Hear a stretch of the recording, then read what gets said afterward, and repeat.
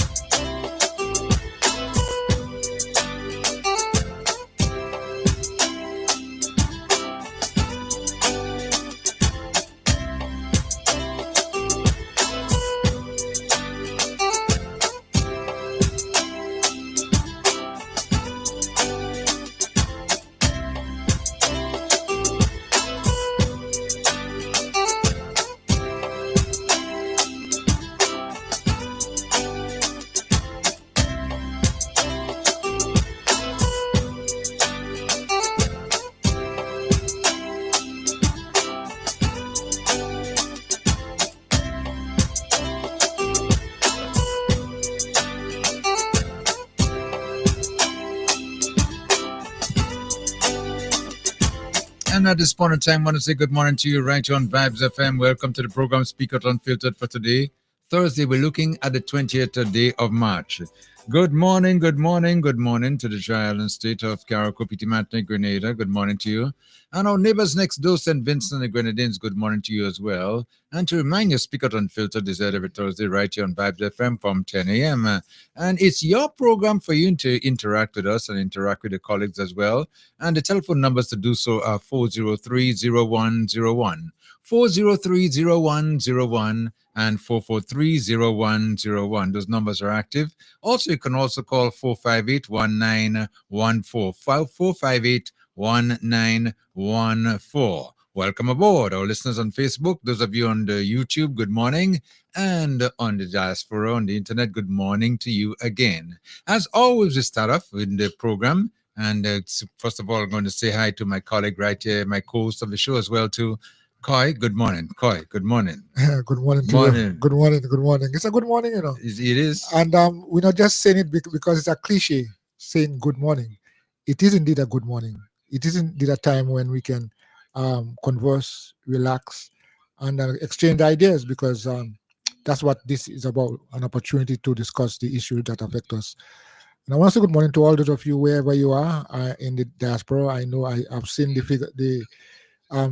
figures already, and I'm seeing that lots of people are already logging on. And I want to say, you know, I want to make this special appeal to listeners, and wherever you are, be it on island here, mainland, wherever it is, call and participate. Your opinion, your ideas are very, very important. Do not ever underestimate your ideas.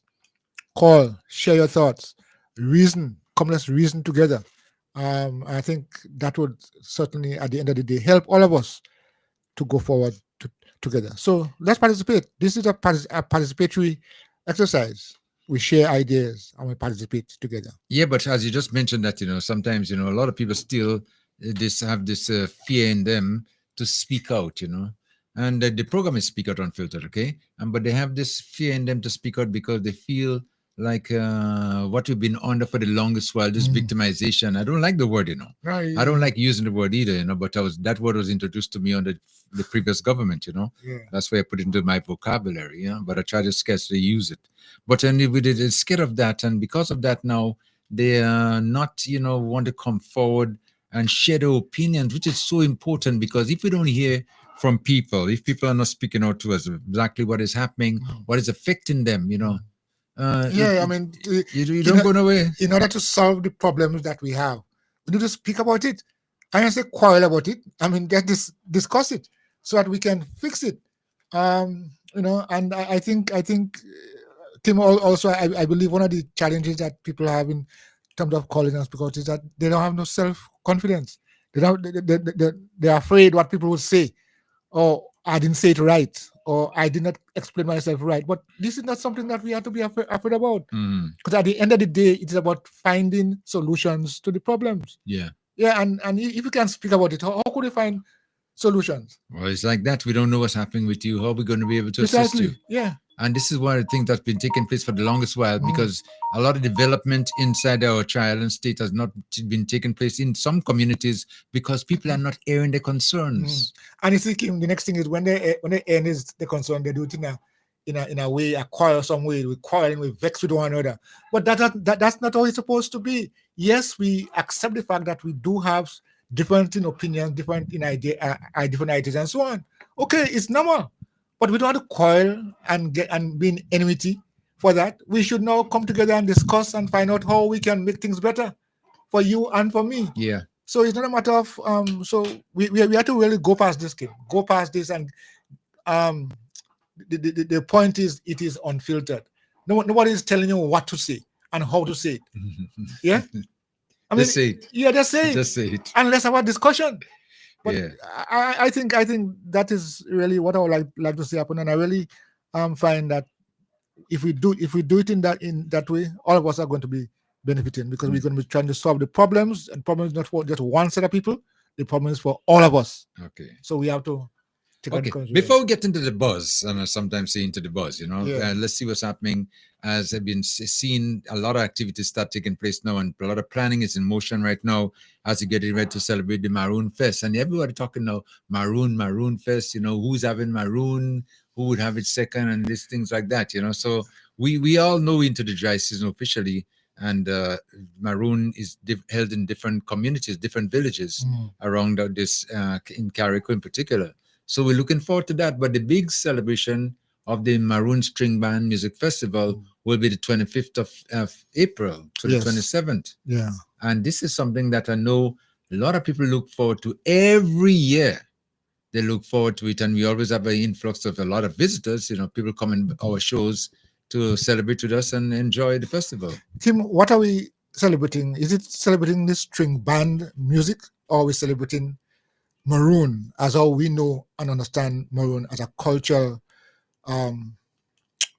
island where we do all those things, our ancestors, and because the Maroon really focuses a lot on our ancestors, yes, Yeah, and string band is about now. yes. So I'm just asking you, what are we celebrating? Are we observing the memory of our ancestors, or are we celebrating a musical treat?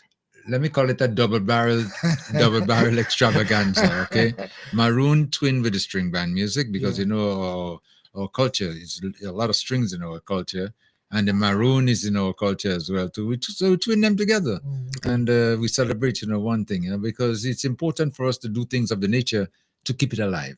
Okay. We need to keep the culture alive, and this is one way of putting it together. But besides that, you do know that you're going to have like the villages Maroon taking place.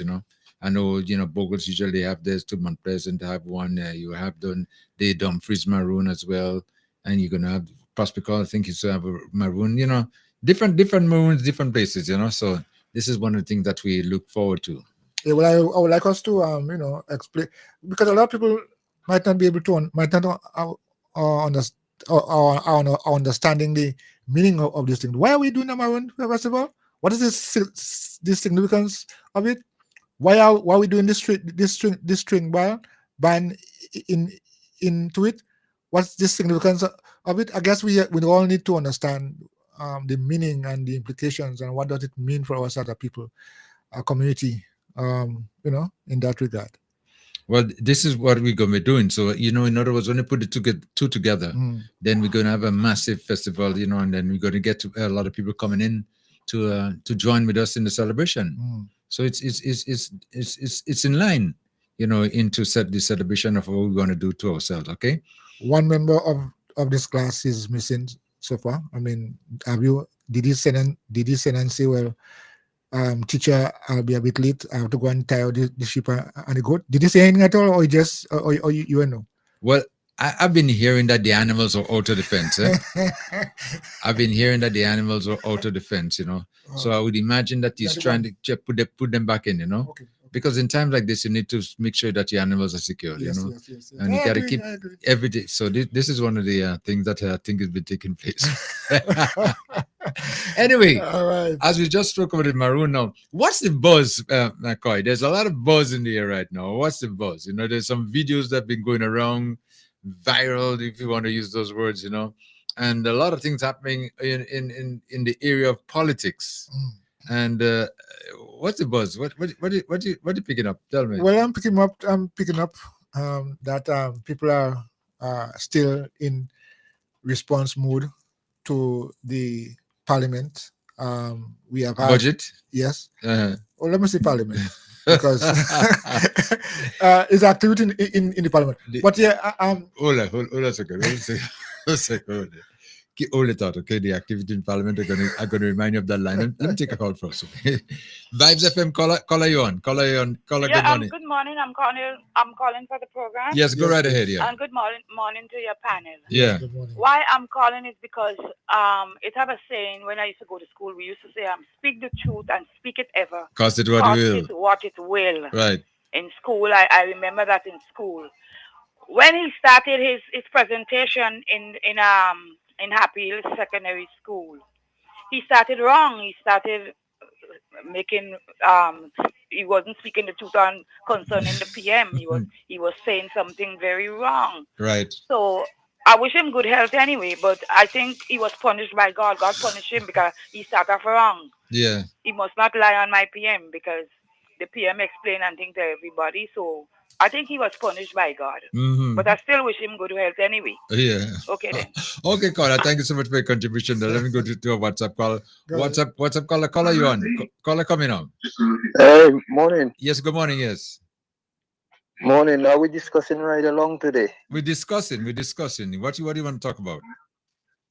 Right along. Are we discussing it today? No, I'm not discussing any particular topic. I'm just talking. We discuss it. We to discussion. If there's something that you want to speak about, this is the platform. Speak. You see, right along, and Mr. Boodlal almost killed my man. Well, but there's so much talk about that because you see, as you just mentioned the right along there, what I was doing that evening, I had right along on my left, and I had the People's Parliament on my right. So I was caught between. But when right along was so interested, that I was giving it more attention. But then when I see the activity taking place on the other side, no, I had to pause for the cause. I say, wait now. You're taking center stage now. Yes. Well, I think what really happened is that if you check the timing, all three programs was on almost the same time. Right along Ken and his program. Right. So I think what happened, he realized, well, Kennedy's gonna take off the gloves for real, so he can't take the pressure there because the whole world will be watching. And with that, I think he almost got a heart attack. I don't know.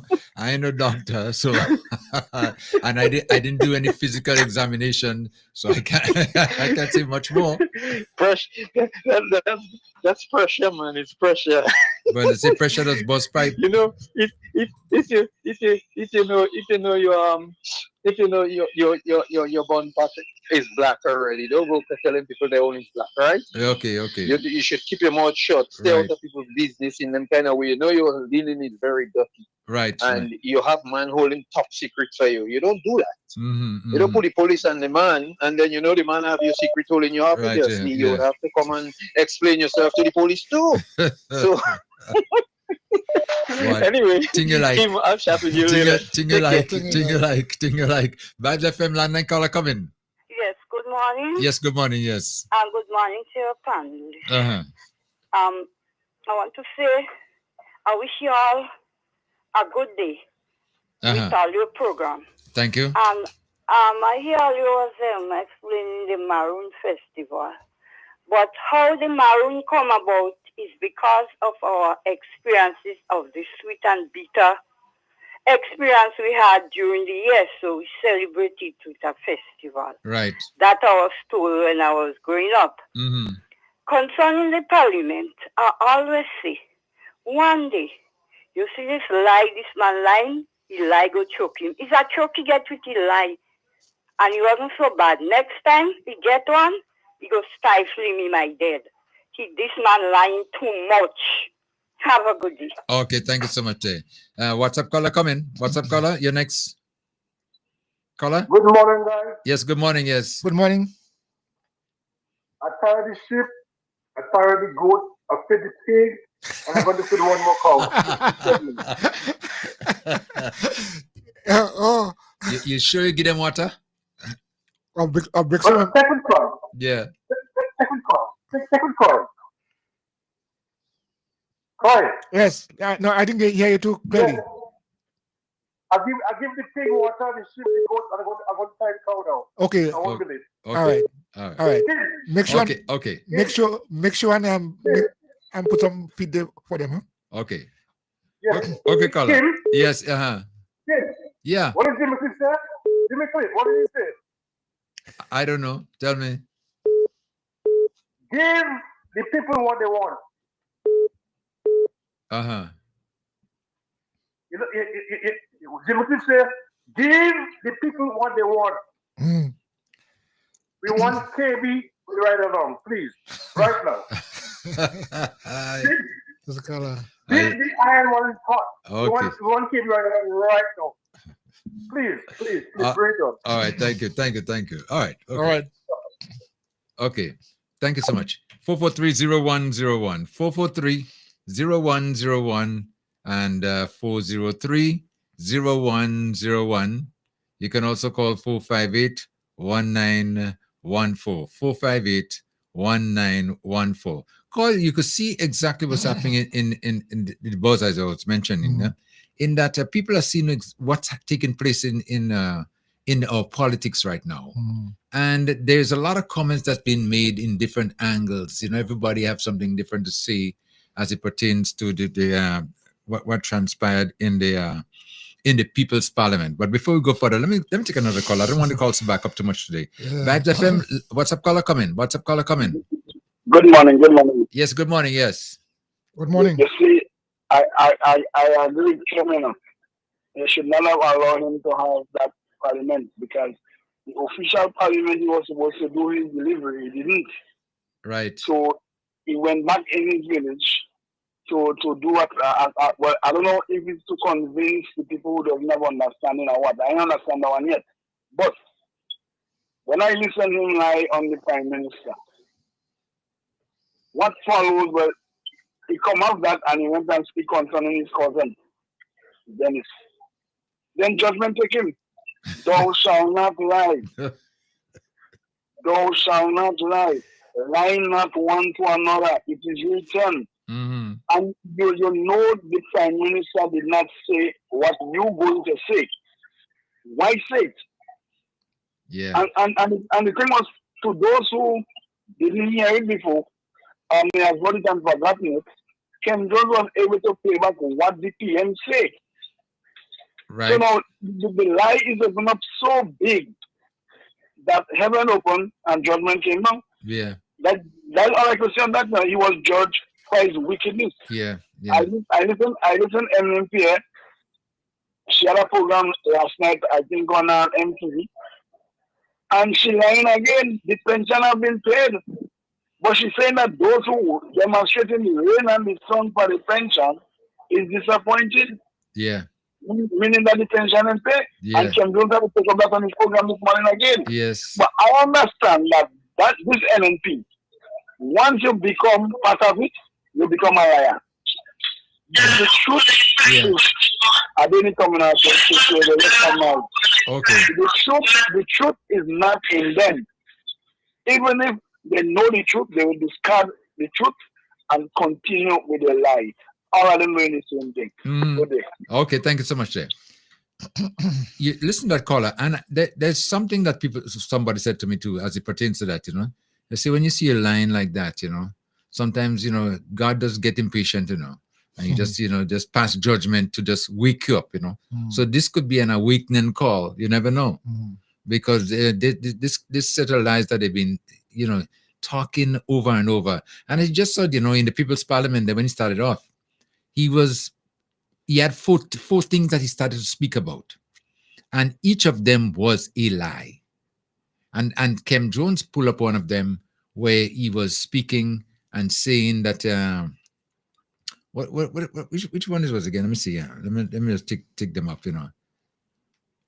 Right. Yeah, he was saying what the Prime Minister said about he has the right and he could do this and do that and whatever, all kind of things like that, and that was not true. You're referring to the situation where you talk about the allocation for parliamentarians. Oh yes, that's one. The $10,000. Yes, the $10,000. Right, and yes. You listen to the lie he said there. I mean, over and over. You listen to that lie. I mean, really, I just wonder sometimes, if he doesn't realize that there is technology that do recordings and you could have playbacks and you could play them side by side to see, how the lies is being told. Really, the Prime Minister never said anything of the nature when he spoke about that $10,000, and he could spend it all he want, and he had to tell nobody, and he had to do this and whatever. Well, I guess that seems to be a reflection of how he thinks about it, because the information that is coming out is that they have not been accountable, and in fact, it's not government money, it's taxpayers' money. Yes, I mean, for the operation of the state, the taxes that we pay, it goes to make things okay. So it's not a matter of government giving me that. I mean, taxpayers' money Just as how taxpayers' money take care of health, education, and all these other things that and so on. Yeah, for the function of a good democracy, let us have the means to get the work done. And if you're not prepared to get the work done, well, we have to ask you some questions. Mhm. So I think it's important that we understand that, and saying that one doesn't necessarily have to be accountable. I don't think it's good for democracy, really. But that was not the case. In other words, it was not said. But why do you turn around and lie and tell a blatant lie like that? Well, No, you see, and like somebody was saying to me, I told you, judgment came almost instant, because what transpired there after that, the collapse or whatever you want to call it, I don't know what term, I'm not a doctor to really say exactly what transpired there, but that brick, what was his last words? Brothers and sisters. Yes, I'm blacking out. I'm blacking out. Yes. Uh-huh. Yeah. He was still given the opportunity to say that, to bring some awareness, although those people inside, they doesn't listen. They just clap it. Imagine a man make a statement like that, and you giving him a round of applause. Yeah, because why does it make sense? But they don't listen. That's the problem, A lot of these people who go to these meetings with these people in particular, they don't listen. And if one person start a clap or whatever, they just continue just making the same kind of noise.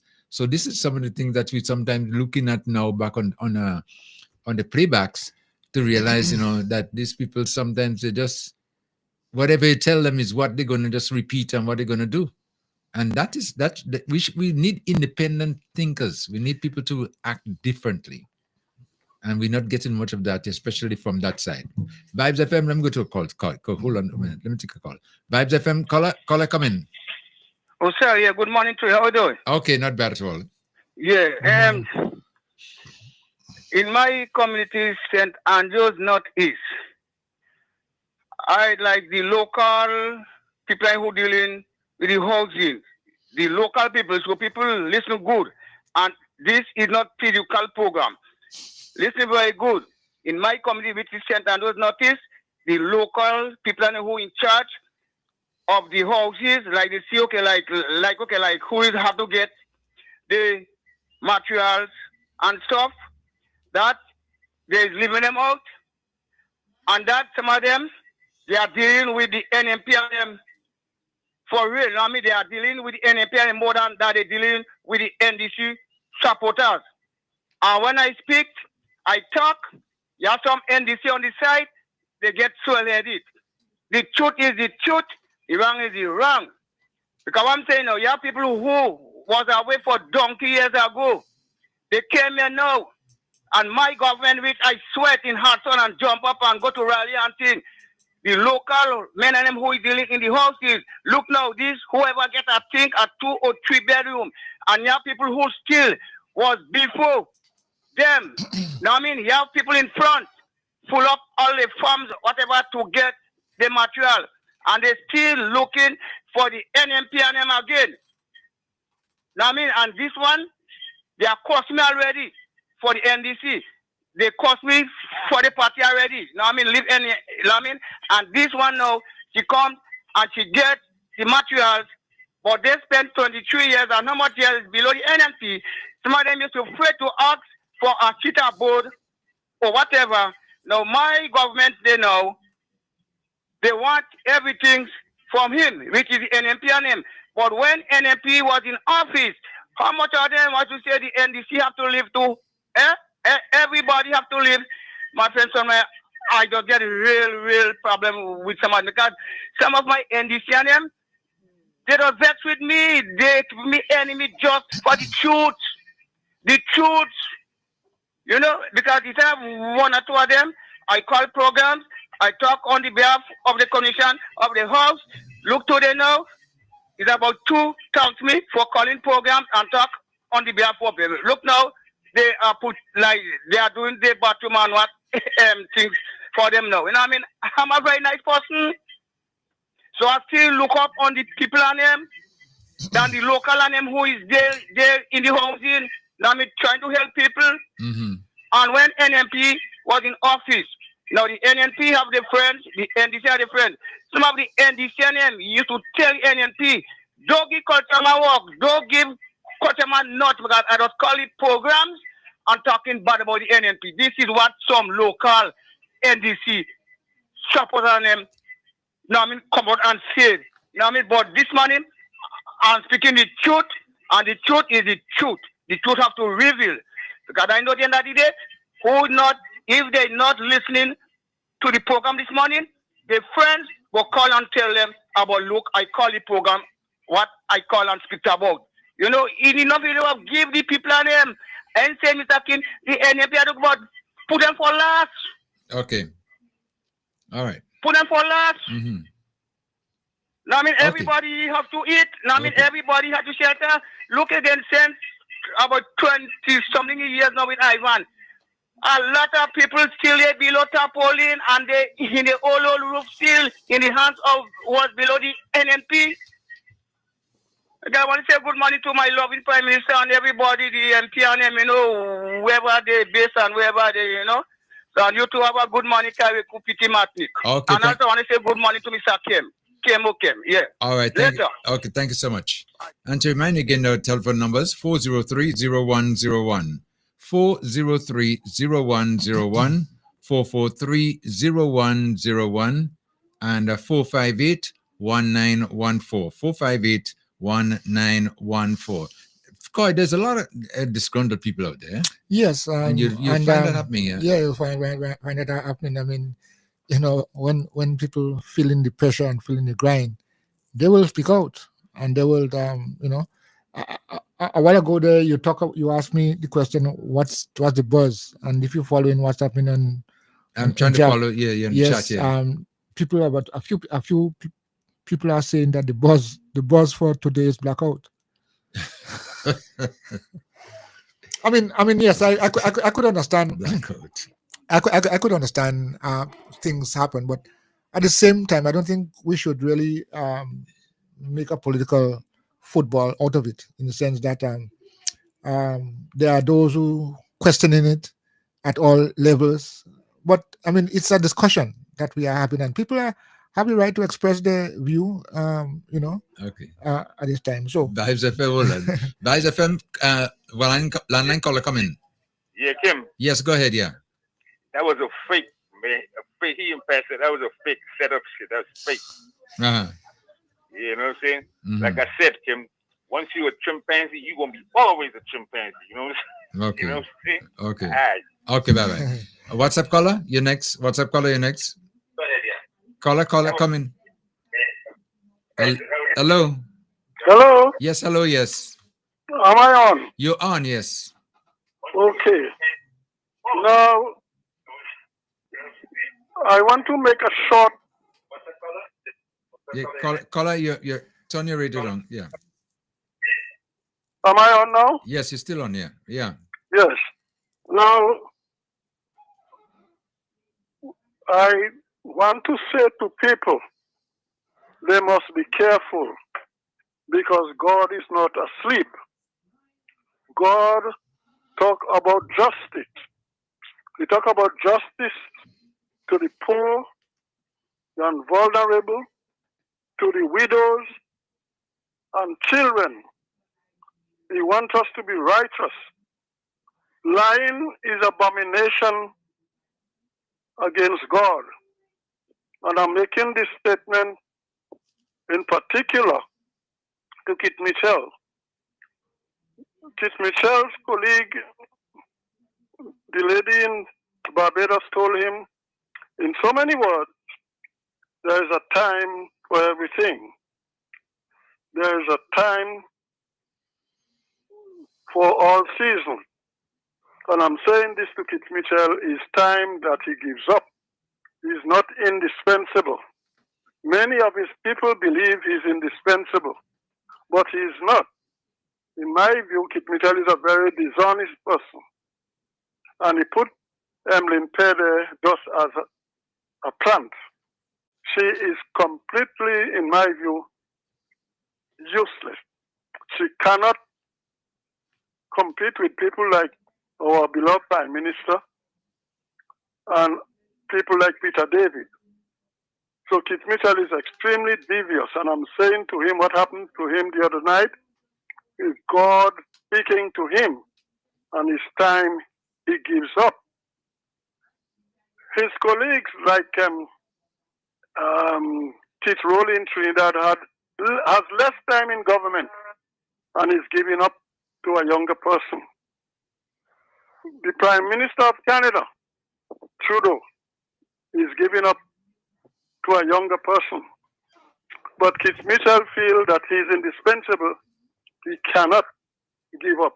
I'm telling Keith Mitchell to be careful because I believe in God. And I know God has worked wonders for me in the past and is still doing it. I want to compare Keith Mitchell to Donald Trump. Donald Trump now doing all kinds of things in America to the American people. I never know of any country where the people elect a criminal, in my view, who has 34 convictions and more to come. The Observer newspaper in England described Trump when he first made his bid in 2016 as a person who will be a disaster to himself, to the people of America, and to the world. Now, exactly what Donald Trump is today. You see demonstration in all the big cities in America. This man is a complete ignoramus. He cannot deal with the situation of the world today. I believe the people in America vote for him. Most of them, they are a bunch of ignoramus themselves. Some of them cannot read nor write. They voted Trump just because they feel Donald Trump was going to send all black people in America, get rid of all black people in America. That's why they voted Trump in. So I'm warning the people. America is known as the Great Satan. Donald Trump is, in my view, is demonic and satanic. The people of America, the decent and good people, must pray because God answers prayers. Donald Trump is not there for a lifetime. They're now talking about giving him another term. But God is in the picture, and he is warning all of us. What is happening in the world today, the last 2 years, the last year or so, never used to happen 5, 6, 10 years ago. So my God is warning people to be careful. And I'm warning Donald Trump and Elon Musk that God is going to deal with them sooner or later. That's my contribution today, gentlemen. Thank you for listening to me. Okay, thank you so much today. 443-0101. 443-0101. 403-0101. Again, that's 403-0101. You can also call 458-1914. 458-1914. Let's say what's happening now is supposed to happen. Somebody just messaged me. What happened now is supposed to happen because when you see people lying, it just catch up with them. You know, you listen to the statements, Kai, and you just reflect for a little while. You know that people now are looking back at the past and comparing it now to the future, linking it to the future. You know, they saw that coming. You know, statements like that, and I'm asking the question now too in the situation with Emily Pierre. I mean, where does she really stand? Well, before you answer. Let me take the calls. Like I said, I don't want all the calls to back up on me. We got so many calls there. What's up, caller first? You come in. What's up, caller? Okay. And thank you very much, man. Thank you very much for taking my call. You know, I called this morning already, but I wasn't in a position to keep up a conversation with you. Okay. I may not be in a position still to keep a conversation with you, but I appreciate it because Milton Coy happens to be a very, very good friend of mine for years. And I really appreciate the station. No, I couldn't find the station really and truly because my set was giving me problems. Mm-hmm. So I just managed to get it this morning, you know, and I'm so happy to hear it because I was accused of calling the station Ken Jones by the president or the so-called president of the National Taxi Association. Right? He knows himself. he and his executive, well, he has been in that president position and he's just not giving it up. Now, I spent over almost $30,000 to become a member of that National Taxi Association in 2017. And this gentleman has beat me around the bushes so much that, I had reached a point where I feel I could have probably, I don't want to probably say too much on the air, but frankly speaking, I mean, criminal activities, criminal thoughts run through my mind from time to time. Okay, let's forget that for now. Next time we'll go on that. This present government, I have a problem with them because they beat me around the bushes for the longest while. It's fact, well, under NNP, 2.5 years. And under this present government, 2.5 years. Now, I lost my leg in 2019. I got born in a Kuriki. And the gangrene took it over almost immediately because I'm diabetic. And the doctors report, and I cannot walk. I will not be able to walk for the rest of my life. So they gave me this letter and told me, all right, the Council for the Disabled will handle this matter and take care of me and whatnot, etc. Well, I'm not sitting down and depending on anybody for anything personally per se, because at the moment as we are speaking, I am in my lands, flat on my bottom, planting peppers, reaping, picking peppers. If you look at my property and where I live, you might be surprised to see a lot of people who pass and see me working, doing what I'm doing on my bottom. I mean, they give praises, they recommend, they whatnot, etc. And I'm still wondering, why is it the Ministry of Agriculture? And I've been having problem with the Ministry of Agriculture from way back, George Brezan. Now today, I mean, Beryl Pass and look up my land. Well, forget Beryl. Let's look at Janet. After Janet, Ivan Emily. After Ivan Emily, we had fires and winds and rain and whatnot, etc., etc. And my land is in a dilapidated state right now. And I cannot imagine.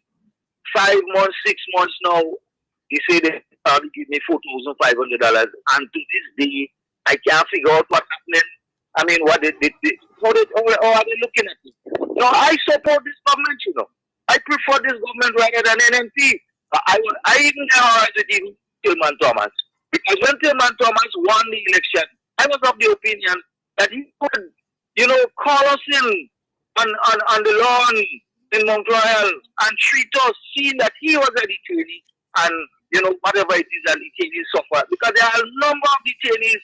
I mean, listen, man, there's a guy in Sotel, he passed away now. Winston White is one, but I'm not talking about Winston White. This teacher, Don Wilson, right? And there are so many other people that suffered. One thing I could say, Kitchell, he wrote me a letter because I wrote him and I asked him to put questions and I put forward what and so on. And he wrote me back a letter, so a letter of acknowledgement. I'm happy about that. And then in 1998, he facilitated $4,000 to a number of us as detainees and whatnot, etc. And I'm still happy about that.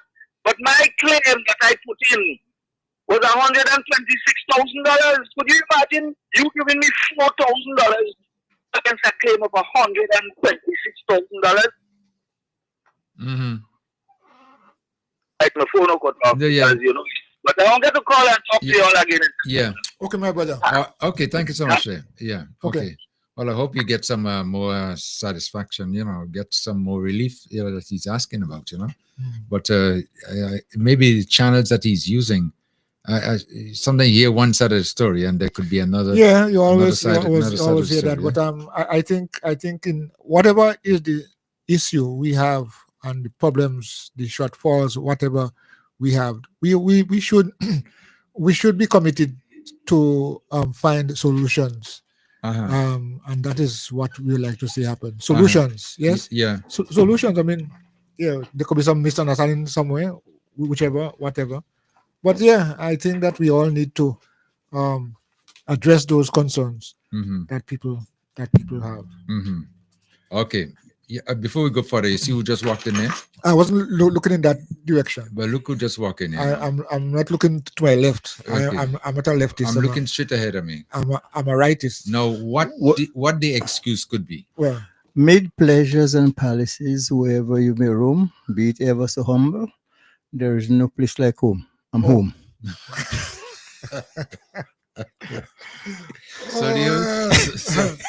So you shut me up. Good morning, sir. Good morning, sir. How are you? Yes, circumstances is beyond your control. Where water is a problem, then it affects everyone. So, Yes. We are wondering address. if was the goat or the sheep that that I saw the cattle. No. When I'm away because the circumstances beyond my control. But as I said, home is home, and you have to come home. Yeah. No matter where you go. No matter where you go. Oh, No sweet place to humble. Yeah. But good morning again to you. But you met us in the heat of things, eh? I don't know if you are. But listen, this, Yeah. I'm demanding a reserve pay simply because I get a call from New York. Why are you not on the station with all these juicy things that's going on? Oh, come, you're not here. Yeah. But somebody asked a while ago there. I haven't seen Sully. Is he all right? Yes. The point is, people are concerned. Mm-hmm. They see you and they asking you, well, if you're late enough, if you're all right. Yes, I'm good. Thank God. You see what has happened here too in the program? We developed this sort of a relationship, with our listeners, the callers, and people like that, So yes. Whenever they don't see one, there's concern, it's going to affect. And say, what's going on? Is everything okay? Yeah. Once you say everything is okay, then that good to go. That's fine. Yes. But as you realize, the buzz in the air, and as you've been saying over and over. When a resource, what do you put again? A resource must know when it's time to quit. Yes. And it's so evident of the last happenings that's taken place that all these things are coming to pass. Well, see, boy, you could. What do people say? You could do so much, but not so long. Right. Yeah. And you see, it's so sad that it has come to that.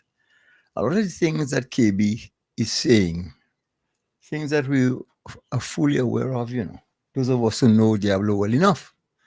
But I could tell you, I didn't really think that you'd go to the extent to even harm somebody. I thought we could have left it for picking and talking and all talking and so on. But when you want to buy a vehicle to harm somebody, yeah. If the allegations are true, then that is deeper than I thought. And I think that should convince all and sundry that we were all the while dabbling in the wrong situation and with the wrong people. And it's about time we do what is good and necessary for the country and ourselves. And I don't understand listening to my MP's competitor here in Carriacou. Yeah. I say, what? Why you want to put yourself in that situation? Again, the Titanic already struck the iceberg. It's going down. Get yourself in a lifeboat and come out there. Why you want to go on board? And the problem, there are sometimes you excuse people because they're inept. Sometimes you excuse people because they think they're clueless, they have no knowledge. But some of the things I'm hearing being publicized now, that's bordering on wickedness. It's not ineptness, it's not cluelessness, but wickedness. Because you're going over and above. That must stop. It's not necessary. Don't sell your birthright. Well, not even porridge. No, I don't know what it is. A Muslim? Yeah. By the way, go ahead. Let me follow where we were. We picked up. Put my mouth in the business and all going on. I will get back to that day what you're talking about in a while, because I mean, because KB made headlines, as you know. Yeah. And some of the things I heard him say, I was shocked and surprised.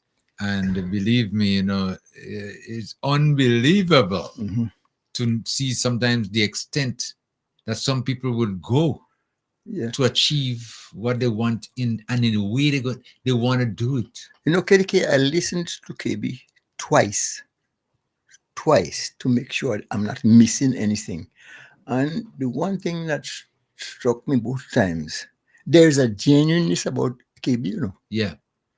I believe KB as I believe my name is Leo. Yeah. The man saying what you know, and when you know, but when you know, he saying what you know. Yeah. And to crown the matter, KB said they should lock two of us up. Mm-hmm. Me too. Yeah. So what about that? The man is honest. Yeah. With all these things, well, David said, well, you know about all these things that you're talking about now. Why didn't you complain before?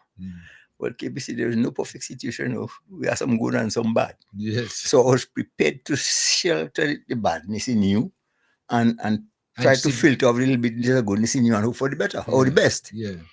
But when you go and call police for me, that's it. Yes, you cross the line. Yeah. So you have me vomiting all that I know. And boy, talking about vomit, he vomited. I'm telling you. I mean, when you know what struck me in what KB was saying there, in that when he mentioned the plot, yes, that they had there when they had to switch vehicles. Not switch vehicles. Buy a vehicle. To hide because KB and them say they don't want to use my vehicle because my vehicle is public knowledge. Right. Yeah. So we have to get a new instrument. Yes. And monies were given to buy this new instrument, Yes. And KB was even honest enough to say, we didn't buy the vehicle, we share the money. we take one on that. He tell the truth. He tell the truth. We want more on that. Really. Wow. And that's the kind of, you see, and sometimes you see people in situations, say like the Apple, right? Mm-hmm. And you wonder why they're hanging around and why they want to go the distance and why they wanted this and that. But sometimes there's so many elephants in the closet. No, but that's if they come out listen. No, but that's the characteristics of a greedy person. You hear say more you have, more you want. But I say, look at Elon Musk. Yeah. Couple of $100 billion you have. Yet the first thing you and Donald Trump do, you get 2 contracts, one for Tesla, one for SpaceX. Yeah. And then you guys go into the extra distance to fire people, ordinary people. Just making $1. Deprive people of their welfare and all those people who old and crippled. And they should, them fellas, they shouldn't be on the earth. I was the second coming of apartheid, if you ask me. That's an easy boy. What? Yeah.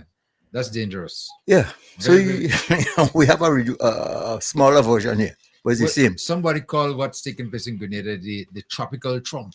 Yeah, of course. Well, the trouble is, what more do you want? Yeah. You say you have 19 million EC. That was a long time ago. Well, no. Even then it wasn't 19 million. I think it was more like 90.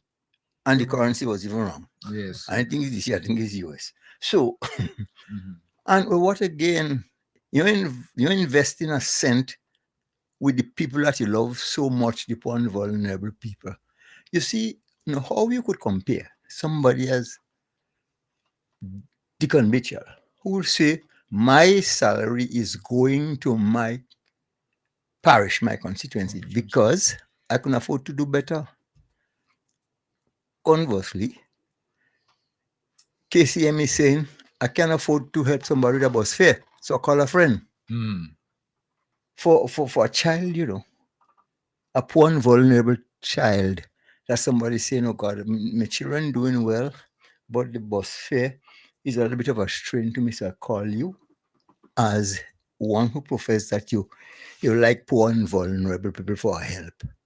And you're going to tell me, instead I just tell all that I was going to take over the whole transportation cost until the child leaves school. Could write a check for that. It's just so much. And I know you're able to do that. You're calling a friend. So your money, you owe your money. Yeah, but that's the way that these people been doing for the longest while, is that they don't personally make any contribution. Whoa. They don't. But they just throw the tab on a friend or somebody like that and say, pick it up. Yeah, and the sad thing about it, and Carol, but we're always wrong, Those who wouldn't give you anything, when they come in Bomani, they're getting the biggest piece of meat. Yeah. You're saving that day for them people who won't give you nothing. Huh? Well, that's good. Let me take a call. Take a break, Solio. Vibes FM caller. What's up, caller? Coming. Caller? Hello?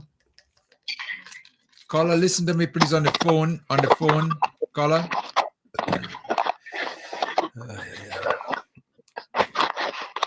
Hello? You got a call back. Yeah. You got a call back. Okay. Yeah. But as you just mentioned, Sir, you know, these people sometimes get the best of the best. Yes. Poor people don't have nothing to say. But you know, I mean, from way back when, and you could substantiate that really. That's how we were taught. Yes. To be given, to be given, and even to the extent of where we'd even destroy our own selves. You know, we give. So as was the talk many years ago, we are watching face. No, they say the best plate in the channel closet lock. Yes. A stranger and coming out there on this Christmas to wash and go back again. And you see that you are to eat in calabash and the square dish and carrier. And tin and you know, all make those tin stuff again, those pan. Yeah. Pan cup. Yeah. Making pan cup. And the one you want the brick. Yeah. In the channel closet when stranger come. So that is part of us. That's part of who we are. Our parents, our grandparents. We grew up in a home. We used to just watch those enamel plates. Is it enamel plate? No, enamel plate. Yes, you had enamel. You want it to scale. And if you scale, you lose it. You get your skin cut. So it is part of how we are. We would like to give, share, even to our own detriment at times. Mm-hmm. But tracking back on last. Was it Tuesday or Monday? When was Parliament? Tuesday. The People's Parliament? Mm-hmm. The People's Parliament, yeah. Monday. Was Monday, yeah. Oh, not Greenest Parliament. No. You see what has been happening, and you guys would realize that, is that when you start making a mistake, correct the mistake, but you go and make another mistake to correct that mistake. You make another mistake and mistakes. Why? Because staying away from the parliament and the behavior that took place in the real parliament, the Grenada parliament, the people's party, not the people's, the country parliament, because he sort of moved to a different title, okay? And he refused to make a contribution on the budget. Then you realize now your behavior was not accepted. It was deplorable. It was the worst you could have ever done. So you're trying to see if you could maybe make up for that. So you're going to have your own, which was not called for. And then having your own, the man up there say, hey, cut this stupidness out. You know. Well, let me tell you what. When you think about it, because like it Olympic, Diablo is not a foolish fellow, you know. He has some idea of what's happening in the real world. And he's very conscious. After that rally in Koseju, that was a pain in the chest, you know. Yeah. Added to that, you go and make him a live in parliament. More worries because he didn't get the reception he expected. Right. Result, yes. Okay. Add insult to injury. KB come and he talk your business. You see, there is plenty of pressure for old man. Yeah. So when KB come and talk your business, and you go in the People's Parliament, and you see you're making sense, you have to try something. So, but whoever show him how to block out, ain't it him good? I find you must fall on your face to fall back. Why you fall on the side for? You're falling careful. Yeah, you're falling careful. Somebody said to me, when they whisper to him what KB saying, you know, he said, oh God, I can't take it. Enough is enough. Time that call for a blackout. He's right there. Pressure, man, pressure. But as I say, pressure there, I don't change anything, but as I say, pressure there, I remember Danjuma song. After the election, when if friends say pressure. Yes, something could take it. Vibes FM, landline caller, WhatsApp callers, hold on. Let me take some call. What landline caller first? Hello, good morning, Kim. Yes, good morning. Let me ask you a question, or ask the panel a question. Coy, Leo, and you. Yeah. Did the High Court in Grenada bestowed on Diablo absolute? Did the High Court bestow absolute immunity to Diablo? Not as far as I know, because according to KB, two of us should have been in handcuff. Well, No, if that doesn't KB happen. is not telling a lie, what is wrong with CID? I don't know. Exactly so. Well, you see, it's breaking news, eh? It's really the truth. The truth is just unfolding, eh? Not breaking news. KB said when we took it to the authorities said they discussed it with the chief, and the But chief the gets scared. authority came to him and he spilled the guts. Say give him enough evidence as far as he's concerned to arrest them. Look, the man said, I am also guilty because I was part of the plot. Right. Yeah. Arrest two of us. So take two of us in. We want more from KB. I mean, KB give up his I don't care what you all say. Diablo is above the law. Well, yeah. That's an ex-Trump. That with tropical Trump. Yeah. No, serious. This is not joking, man. According to the Prime Minister, it's funny. Yeah. Mm-hmm. Well, yeah. Well, anyway, I think we're heading in the right direction, because every step that Diablo make is another nail to a coffin. No, I think he's using screws. But so it's the first time I see someone bury themselves. I never witnessed that yet, you know. But you see, no. He bury himself. Divine intervention. When God give you a brick, you must use it wisely. And when you must come out, come out. So when Papa God say, well, listen, the reason why I say that, listen, but Kim, yeah, he also spoke about putting the wrong man in jail for some murder.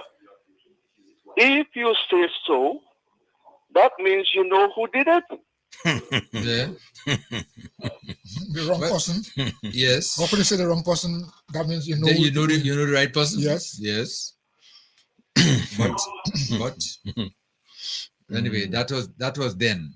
Mm-hmm. So let's look at now. We're going to look at now, because then would take a long time to see if they could. But nobody's calling me in to question and find out what he knows. But that's us. I tell you in Karaku here, people are afraid they'll get victimized by losing their job and then walk in. So you understand? I don't know what's the matter with us. We're spineless nowadays. We have no sense of independence, no sense of why you must be afraid of a human being as yourself. Not me. Not as long as you ever see water in Karaku and something could be on a little stone. Well, it seems that we have one person that is not afraid to talk. That's KB. Of course. KP say you ready to go in, you know. Yeah. Arrest two of us. Yeah. That's a big man. Big ideas. All right. Thank you, guys. You're welcome. Let me get to WhatsApp caller. WhatsApp caller coming. Hello, good morning. Yes, good morning. Yes. Good morning. Good morning, my panel, my teachers. Good morning, sir. My lecturers. Morning, this sir. morning is more than a historical morning. This morning is a special morning. Well, God morning is always special. Every morning is special. But the program is really interesting this morning because you have a lot of things to talk about. But before I start off with my 2 cents, I want to tell Mr. Lolo, stop calling my Prime Minister so-called. And I find time for GBN to stop at that. In spite of, go wrong with him, Kim, and Sir Leo and Carl, when he's crossing the line, let us come out and say he's crossing the line. This disrespect with the Prime Minister, we're not going to tolerate that. That is one. I'm not going to spend no time on it. Added to that, so Leo and Kim and Carl, Jeremy Cummins is my personal friend. I'm going to tell you how personal. We talk twice a day since after the revolution collapsed. Could you imagine you and a man all time lays every day since the revolution collapsed? I am talking about 40-something years, Yeah, okay. You understand? This man, if I want 2 friends now, wherever I day, he's going to drive and come and bring it for me. Myself and he and KB, listen good. is very, very good friends. As a matter of fact, if KB come in town, he will come and look for me. And if I see him, we will relate, we talk politics. I will go Grenville already. And me, he, and Woodnot and all of them is politics and kicks. The whole of Grenville ones are listening, they know Woodnot, this is Woodnot. And let me tell you, that whole issue with Jeremy Cummins on Ride Along with KB speak about, I'm not going into major details. I listen it, I laugh. What I can say with the three of y'all on the panel and whoever listening foreign, this is the horse's mouth. When Blaze and Keith Mitchell had the falling out, I tell you what I know.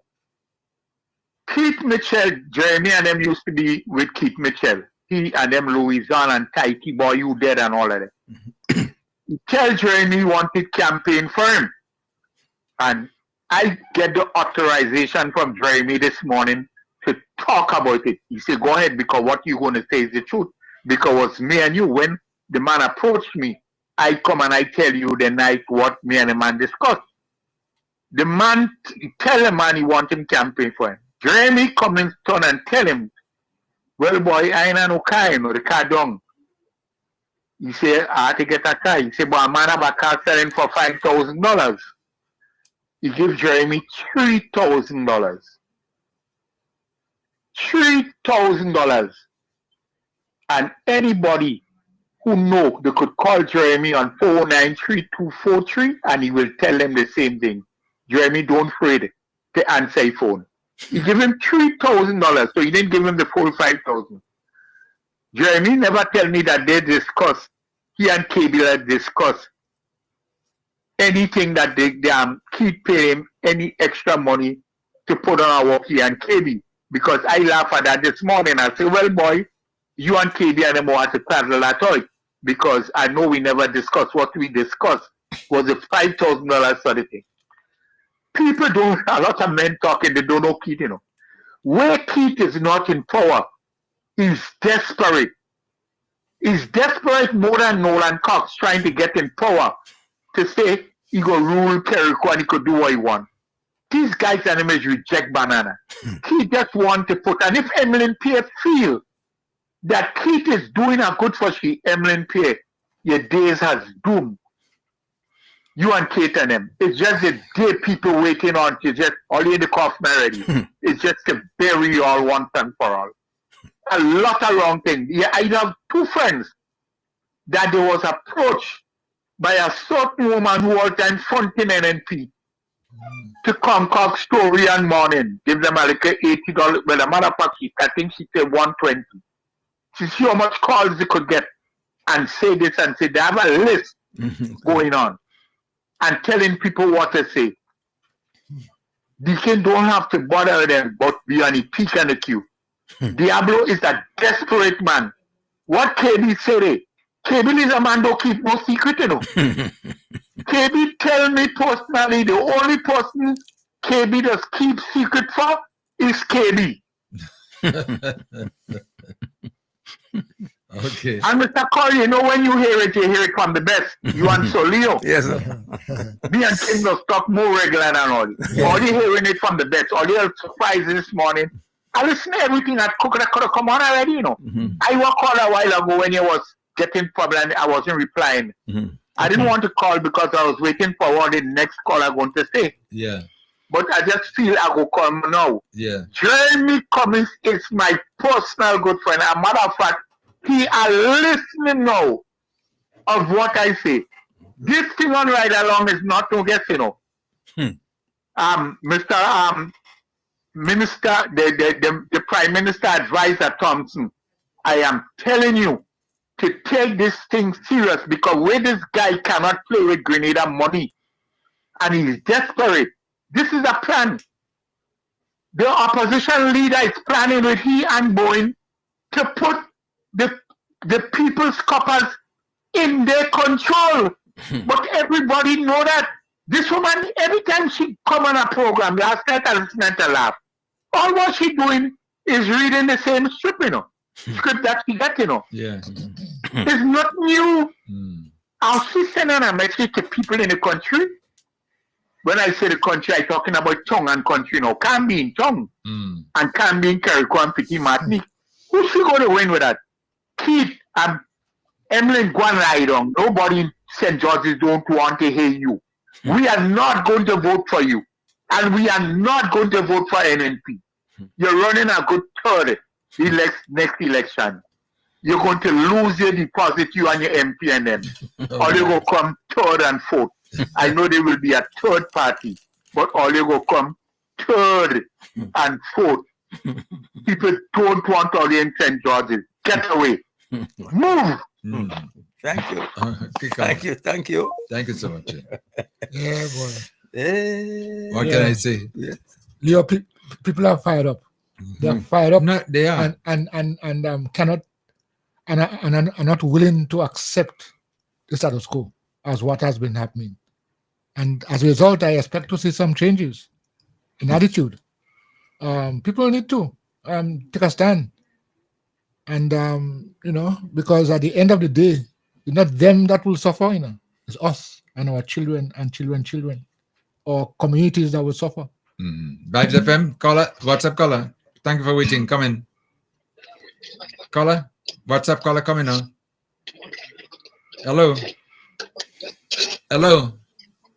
Are you listening to me on the phone? Having problem connecting. Hello? All right, you have to call us back. Okay.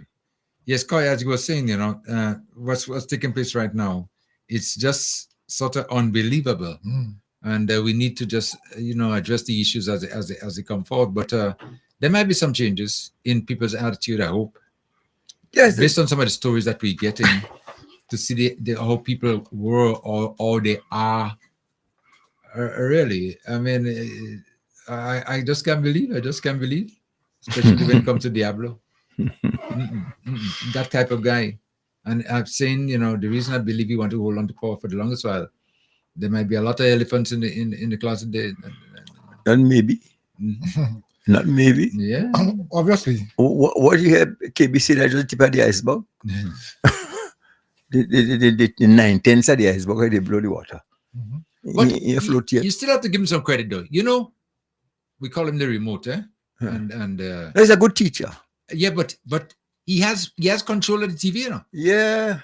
When he pressed the on and off button and he program it, listen, whatever he puts on the screen there is what the TV reporting, So as the last caller was just saying, she's just repeating everything that has been said to her. But that's true. That's how we've seen it. I would say he's a very good teacher, or his students are very good learners.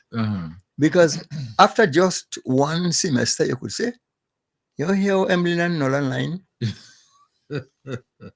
I would do better than you. But they're doing very well. All your students in that regard. Nolan good enough. And interestingly, it is falling in line in order. The leader and the deputy leader. So they're seasoned in that. We're taking over. Yeah, I mean, they come to handle situation. But watch, when Nolan was in Parliament yesterday, Tuesday, they didn't go yesterday. Tuesday. On Tuesday, did you notice the TV was sitting right in the back of him? Yeah, the antenna, yes, the antenna and the TV TV was close by the synchronizer now. Yeah. Yes. When I saw that, I said, "Whoa, okay, all right." Probably she came to deputy give, and leader. Yes. Probably she came to give moral support. Yeah, you have to encourage people. You can't just lead them up on their own because these are some difficult. But blatant lies, and not the thing about it is that we have information there to show the way the lies and the truth are, But they keep forgetting that, because I'm still surprised to see the behavior of Cox. I thought, for a while he was, going to just simmer down and just go, into. No, what I was prepared to do as a kayaker myself, I must have faltered once or twice. I say, well, let's give me the benefit of the doubt and try to bring him back into the fold gently. But the man getting better with the foolishness. I listen to some of the things that has been said, and he's just looking for something negative to say. And he knows fully well. For example, you're talking about the botanical garden that is grateful to the last MP for having the vision to revive the botanical garden. Botanical garden should have been destroyed in the first place. It was destroyed by the administration and putting things in the botanical garden that don't belong there. So when you see that happening, or that you don't take kudos for that. You're the one who set the fire in the first place. So don't come with the fire truck and want to be a hero. To put it out. Yeah, to put it out. Vibes FM. I never hear more. Vibes FM, caller coming. Hi, hello, good morning. Good morning. Good morning. How are you doing, Uncle Leo? Me love. Well, you have me cracking up here. That call for a collapse. Yeah, oh Lord, let me tell you something, dog. Do good today and avoid your sorrow. Take one in, you know. You better take one in, man. You better take one in. You better live good. You better do good. But you know, right along have a program. The man inviting everybody, anybody who want to come on the program, they're free. Mm-hmm. But you know, KB choose to go on the man program. And I don't have a young man in Kawaii there. I don't know, he like to beat up on man, he like to beat up on a man. Yeah. That young man, like he afraid KB, you know. Poor Junior George will get it.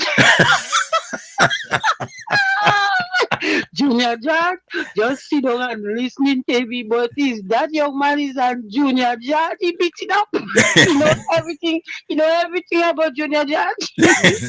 Junior George must eat clove. He must eat garlic. Oh my God! Lot of mercy on him. Well, let me tell you something. Sometimes we see man run in this country and you feel his man are there.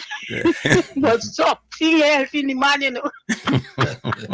Listen, Junior George never tell the man about $2,000 to go on platform and run down a man, you know. Not Junior George will pay that money, you know. Imagine you give a man $5,000 to buy a vehicle to go and put on a crime. Not Junior George, you know. So that young man beating up on Junior George, so I say, no, he look like Junior George will pay this money to do the crime. Boy, Lord, when you think his man was there, sometimes we have so much unsolved mystery in Grenada here. Parents just lose their children. You don't know what happened to them when you do hear the cry. You hear they say the big man up there, high and low. The wickedness in high and low places, boy. Them people dressing like jacket and tie, but it's not that what they know. Well, let me tell you something. KBM Kennedy Bulla grew up in the house. My mother had some boy children. And if they had a girlfriend and they make a mistake, she don't matter. But since you see this girl go and give she's on police, she don't matter. Police is the last thing coming. Yeah, that's an offense. That is why KB gets so mad. Yeah. The man, hard thing you do the man day. You go and get man police. Yes. But KB get mad, you know. That would push him, you know, the police thing. Yes. But listening to the thing quite so far, my mind running back when Michael say he don't trust them police, you know. He said they corrupt because he know what's going on. He know what they should do and what they don't do it. Right. So he didn't take him no chance. That is why he take his own security. Nobody will give no security for him because he know. If you really check on what's going on, you will know something ain't right. We was living under dark spell in this country. You can't have leaders getting on like that. You own people running on. You say, tell KB say. He tell them no house under $100. He live his life bad. So don't give him no doubt. And that man beating him out for that man. I like something and right in this country, but thank God. God step in and he say Grenadians deserve better. We deserve So better. he puts these young people to help us. Just let me pray for them not to get swell-headed and do the best Correct. for this country. Correct. NLP not coming back. No way. Okay, I yeah. could ask you, what Eddie Frederick could tell you how that man do him. Yes.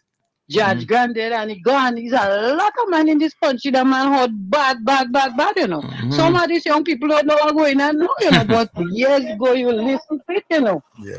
So everybody have a good day, your sweetheart. Yes, you too, my love. You too, my love. Bye-bye. Please do. Okay, Yes. bye-bye. Okay. Good thing. I remind you again, our listeners, the number 403-0101 and 443-0101 458-1914. The numbers are flashing on the screen too. Those of you on the YouTube and on Facebook as well, you can see the number flashing on the bottom of the screen. Now, I was asking the question earlier on, and we need to find out what is Eminent Pierre's role, if she does have a role. What is her role? She's the leader of the the political leader of the New National Party. Yes, of course, the leader gives direction, set the chart, set the course, and lead from in front. And because one of the things that a mission that they were on now. I'm not sure that they're on still that same mission to rescue Grenada. So I'm just saying they have targets and they have campaigns, and we have been hearing about them with the intention to rescue Grenada. How you call them again? Rescue Grenada? I mean, they want to rescue Grenada, you say? Yeah, well, that's what Diablo is saying. But I'll tell you, no, Eminent Pierre is just a primer. Oh, the primer. Yes.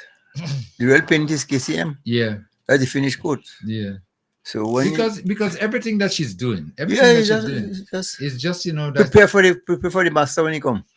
But I wonder if he has a school of lies. Huh? If he teaches lies in school, or the students just follow the footsteps of the teacher. Kim, is water wet?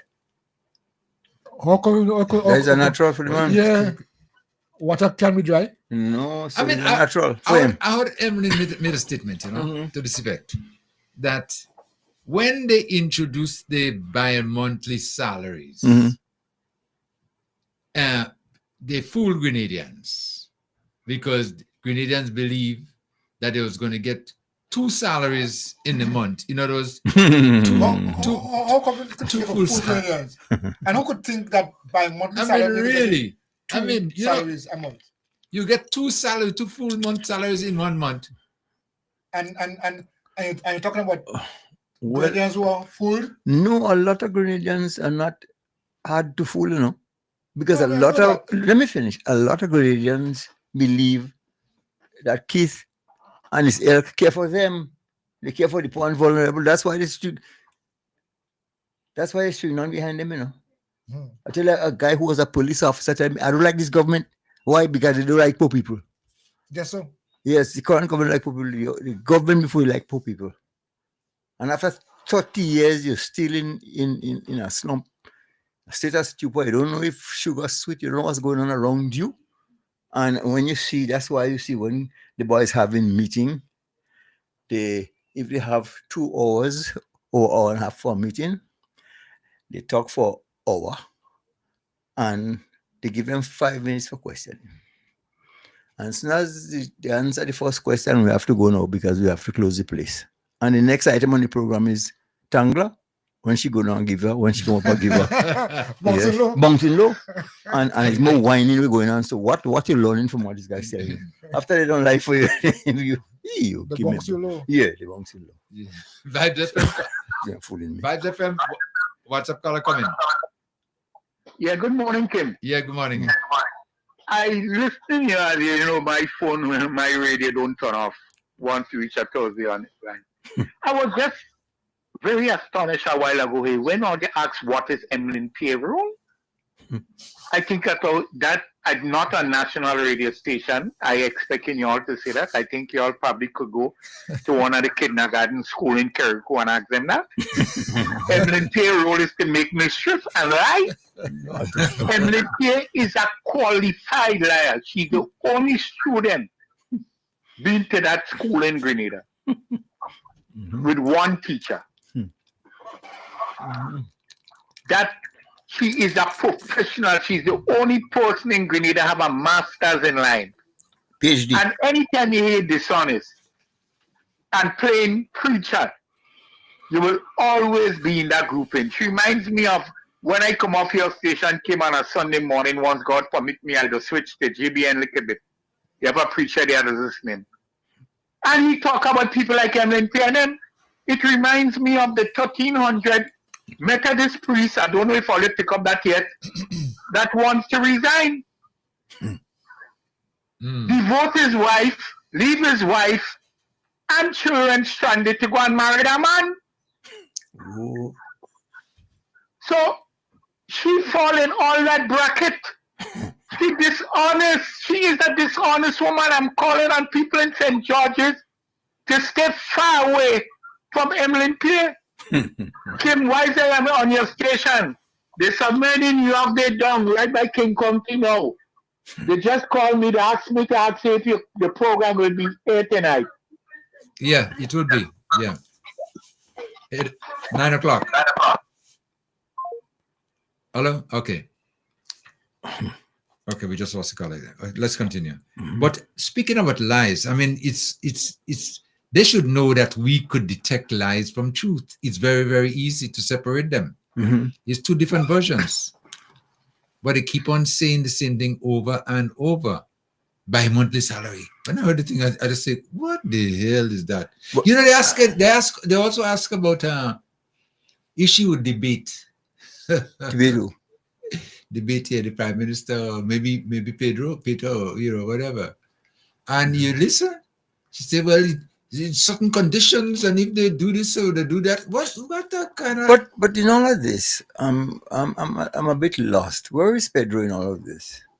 Anybody knows? Well, Pedro is standing by because he was center stage, but Diablo come and take over. So he has to give some room there. He don't come back in time with what he has to say. But right now, he's watching the cards play out, you know, because he was part of the pack of cards, as you very well know. But he jumped out of the pack and started to watch now what's going on before he comes back in to make his contribution. But he has a lot on his plate as well because he's been part of the operation and then he was thrown out. And now he's trying to basically find ground again. So maybe he might be a little softer now with Diablo. Well, I see, Diablo has much more to go, you know. I mean, you know, and Emlyn is not a substitute to really run the party. She can face no challenges. She can face nobody. So, you know, he's watching and just taking it step by step, I would imagine that. But we're going to hear from him soon because I sent a message for him, you know. I say, watch, time for you to come in Caracol. And when you come in Caracol, Vibes FM door wide open, you know. You see, poor Peter doesn't have a base of his own. And he doesn't have a mentor that he could talk about. You know, that's my mentor. That's exactly what I know. So, I don't know, a precarious situation. Yeah. So the boy, I feel sorry for him, but then again, the boy is so weak. Well, it's a matter of time. We're going to see what breaking. Vibes FM, landline caller. Vibes FM, good afternoon to everybody on the program. Yes, okay. Good morning. Mr. King, we have one Pastor Louis from Carrico who send down here to us. And every morning he do and they're crying, the voice, the will that they're crying out. I wonder if we are walking to for him to come back and pray. Okay. What? Pastor Louis, when he pans up and he chest high, as if he's pregnant. That is so? Pastor Louis, they call him.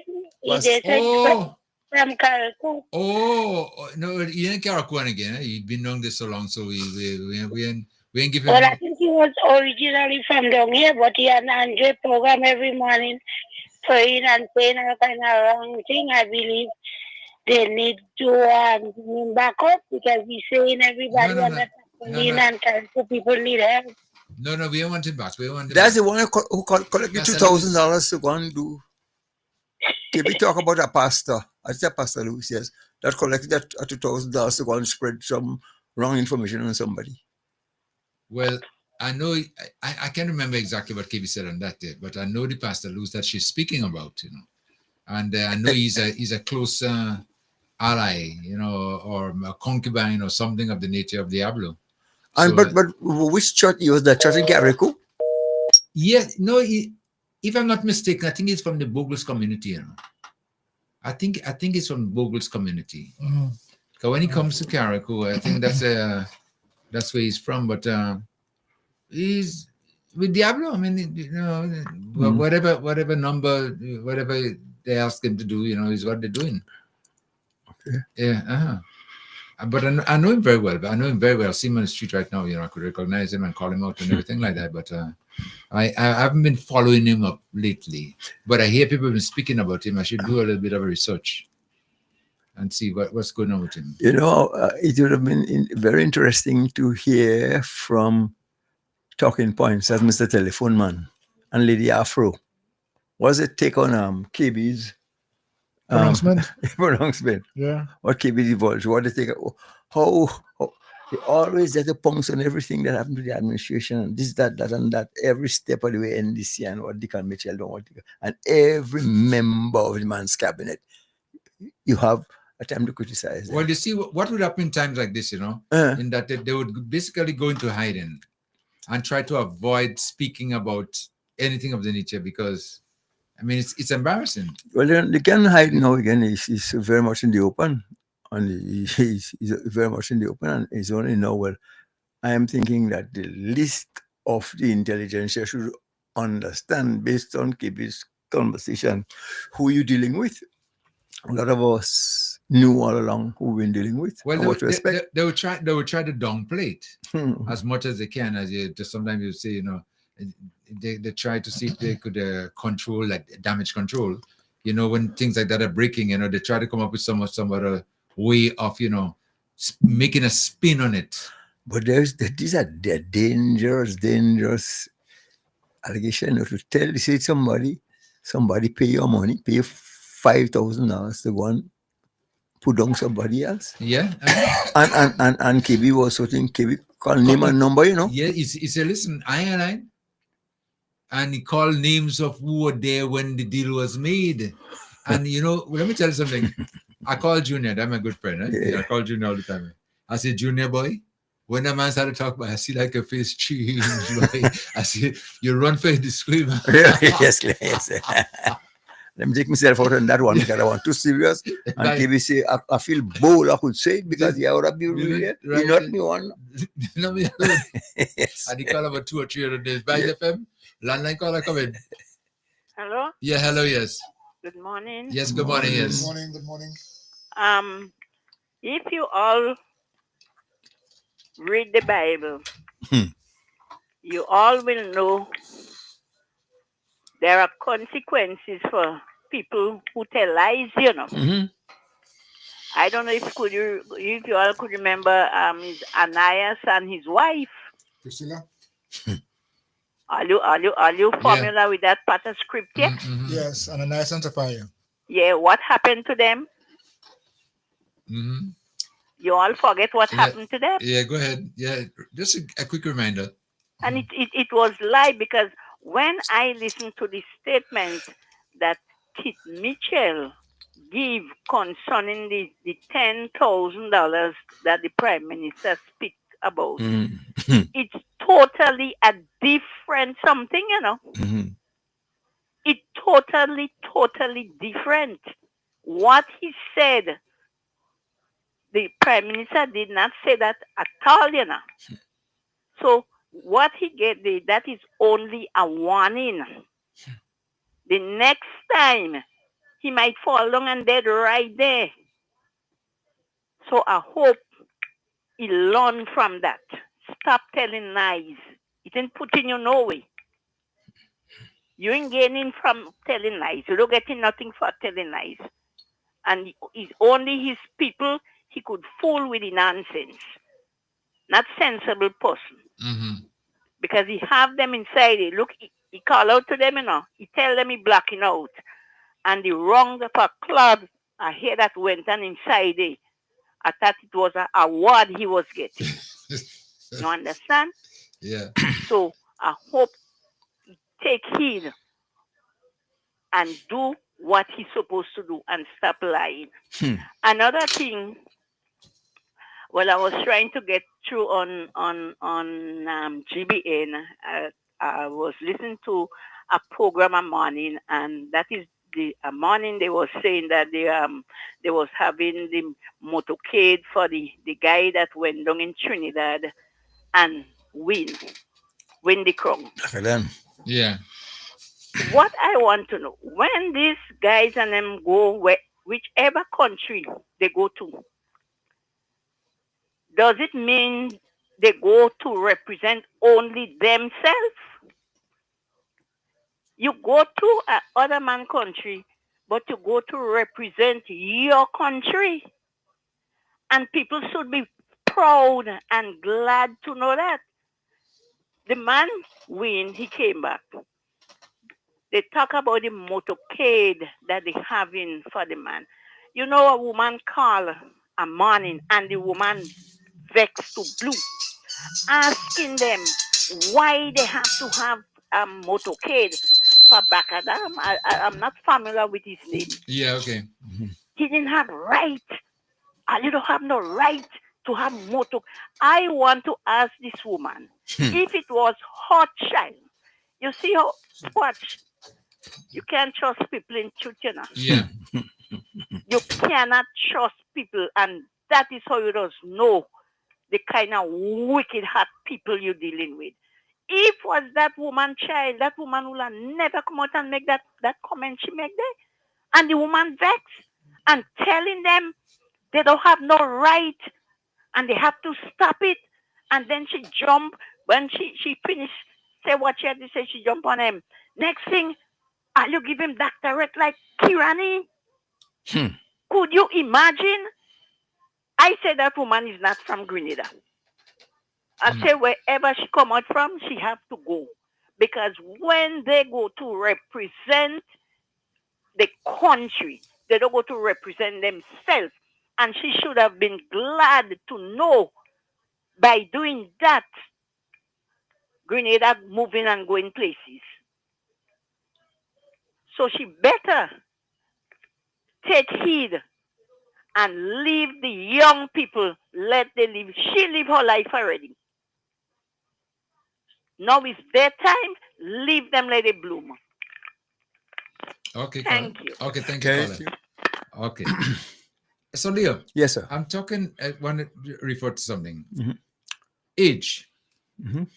What is Diablo trying to prove? That he is getting younger, so he could do more things now as he's getting older, but be feeling younger. Is that's the impression you're getting? No, the late Javens Alexis once said that if your drum didn't fill when it was raining, it's not going to get full when it's dewing. And Keith, at this stage in life, is just dew. So you couldn't fool. You lost the opportunity to do what you had to do. When you were young and vibrant and so on and forth, when you could actually run the race, you didn't get yourself on the line. Now, you figure, yeah. Vibes FM. What's up, caller? Hello. What's up, caller? Okay, let me take that one down and let me go to line 9 caller. Line 9 caller, you next. Caller, come in. Line 9. Yes, go ahead, you. Just for me, please. Yeah. The Dr. Timothy say you have 19 million and more. Why don't buy a nice little sail yacht and cruise around the Caribbean on the yacht? No, and go in at every beach and take and them have yourself nice sea bath and eat something good and eat something healthy and live until whatever coming to him. Why he had to fight to come back let me in the party? Let me defend him in that That's regard. no to Mr. Emin because that he's still ruling because if he tell me she had to clean the street or go and walk the garden or the land, she have to go. That's why he didn't want to give Mr. Peter whatever to because he cannot speak to Peter David and talk to Peter as you want. He put like any case, let me hold it down.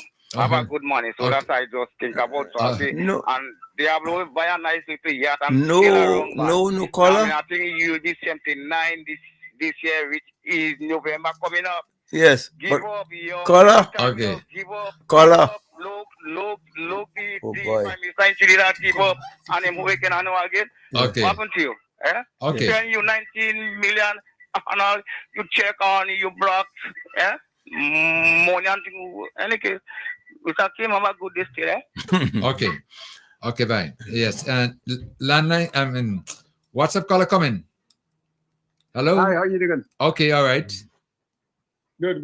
I missed you guys' show. I don't think you had the show last week, but I really wanted to call in last week. But anyway, I'm glad that the events that occurred throughout this week or last week, whatever time it was, did unfold. And I just want to say, because I hope the Grenadian public, the general Grenadian public, is taking heed of what's happening here. And I want to also send my condolences out to Dr. Kit Mitchell, with due respect. In fact, I know that whenever someone is ill or someone die, whether it's your enemy or not, you have to be empathetic with the situation because we're all human. So I do send out my condolences to his circles. What I'd really like to say in this situation, we have to look at this as Dr. Kit is getting what Karma has for him, in store for him. I heard people utter the word that Dr. Kit is one of the best leaders, or he was a best leader. I couldn't find anything to give him those accolades because for 23 and a half years, if Dr. Kit Mitchell cared about the people of Grenada and the development of Grenada, Grenada would have been far advanced, and the things that this government have to be taken care of right now, whether it's people's development, whether it's human resources, whether it's the roads or repairs of places, those things really shouldn't have to be done by this government to the extent that they are. Now, one of the things I see with Dr. Kit Mitchell, he likes the dependency. He likes people to depend on him. And when you see leaders have this kind of attitude or behavior, they would never develop the country because everybody can be under his kind of rule. People are free mind thinking, so most people wouldn't be, but he'll captivate these few, similar to how Uncle Gary did his stuff. And Uncle Gary came in at least, and he did his thing also. But again, this kind of marginalizing and stuff, and this way of dealing with society is not a leadership way.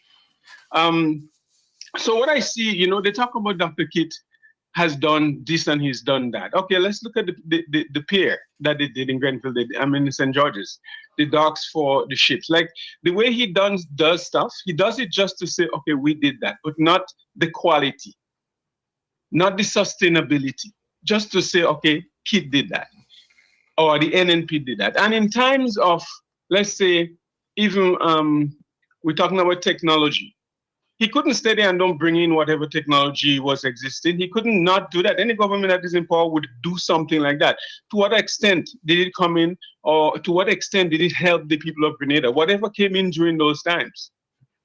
Healthcare is one of the biggest things. Here we are dealing with healthcare. Here this young lady in parliament today talking about healthcare and doing as if, well, okay, this government been in power so long and healthcare is in this state. Healthcare, as it is now, are in total disrepair. So this government have to take do whatever they can to see if we could bring it somewhere. This is 50 years of independence. Kit spent 25 of those years, about 25 of those years. And Grenada is in this state. And people are saying Kit Mitchell did something for Grenada. I don't see Kit Mitchell came there as a politician and with ego and he just tried to rise to the occasion and just make himself look good. Look at how KB spoke about him a couple of days ago. I heard all of what KB saying, and I'm thinking, are you kidding me? So Grenadian, what I want Grenadians to do, and this message is for Grenadians, I want you guys to realize that this government that is in power, and again, I love opposition. Let me say this. But we need opposition. When I listened to Peter David spoke in Parliament recently, I mean, if he's a genuine guy and he speak like that, that's the kind of opposition we need. We need opposition that would realize, okay, Grenada is in this state, but we all, as government leaders, need to see Grenada rise, just as how fathers and mothers want to see their kids rise. That's the kind of opposition we need. We need opposition to look into what this government is doing and saying, okay, you missed that. Because, of course, government, they may miss certain things. So you need them to help steer the country to where it's going. Not criticize and talk about silly things that don't make sense and stuff that you created, and now you're coming and run your mouth. We need Grenadians to realize that this government that is in power is there to help the country to develop, to help its people to develop, and to help Grenada to rise. That's what Grenadians need to know, and I hope they all open their mind. Whoever is NNP, whoever is NDC, whoever is whatever else, they have to realize that we need Grenada to move, and Grenada have all the talent, creativity, everything. Grenada have everything. Grenada is out in the world. Everybody's seeing Grenada as a mecca, like something that people need, that are looking for in the future. And it's going to become like that because this government is going to do it, and all of us going to come together to it because it's time. It's time that we rise. Yep, so true. And I want Grenadians to know that we are on the trajectory to rise, and I want every Grenadian to know they must come on board, support this government, not because they are NDC, but because they are showing that they want to see Grenada move forward. And they're going to make mistakes. We all make mistakes. If we don't make mistakes, we don't grow. But we need our opposition to be there to observe what's happening and not just come and bicker and do things for self-gratification and stuff. No. Grenada have to move. Grenada history is rich. We have great athletes. We have spices. We have the best beaches. We have the best soil. I mean, come on. Yep. You're right about that. You know what I mean? So I want Grenadians to recognize that and to see the ills, see the people, especially those in government that is representing us, and all these radio talkers that are talking crap. See them as people that don't like Grenadians. They like themselves. They like a few people. We want Grenadians to represent us in a way that we are all Grenadians and we're striving to rise. That's all. Yeah. And we have people to do it. I mean, everything. I'm in Canada, right? I watch the news. Well, that's all I watch, Grenada news. And I mean, when I see the level of creativity and intelligence that Grenada have, we should never be the way we are now. We even fight who they call the biggest master of the world. We fight with America. So we have brave people. We're good. We're the master. So I want Grenadians to open their minds. Yeah. And their eyes and observe and don't go based on loyalty and don't go based on emotions. Anytime you come with emotions and loyalty, you're spoiling the game. Because again, even with parents, once they go with emotion and loyalty to a child, the other child could be right, but they're going to make that child that they have loyalty wrong. So the loyalty and stuff, you got to throw that away. We're looking for substance. We're looking for Grenada to rise because we are rising. There's a man that made a statement just after the hurricane. I think it was, he made it to Prime Minister Dickens. He says something about we rising, and I took a note of it. A song should be written in that statement that this older man made. And if you go back at the video, you'll see him. And that again was a reckoning moment for me. When I heard this man say that and I saw the Prime Minister on the island, I thought, you know what, we're moving on. So what I want, basically, I want Grenadians, whether you are NNP or NDC, work with this government because this government is making sure that people benefit. They're not leaving people behind. They're going to have little struggles. Things might not flow smooth, but things will flow smooth with everybody. Yeah. You have your own home, you have your business, you have your work. Nothing flows slow, and you shouldn't even expect things to flow just like that. Because when things flow just straight and you just go, there's no substance in it. We rise based on having little challenges and difficulties. So when those times come, we deal with it genuinely and not to say, well, okay, put down this guy or put down this other guy. Never, nothing to go so. We have to live a life that sustain ourselves. Plan food to eat, make ourselves readily available to volunteer and to help community grow and everything like that. So we need people to, again, I'm very passionate about this because I'm a Grenadian from the guts.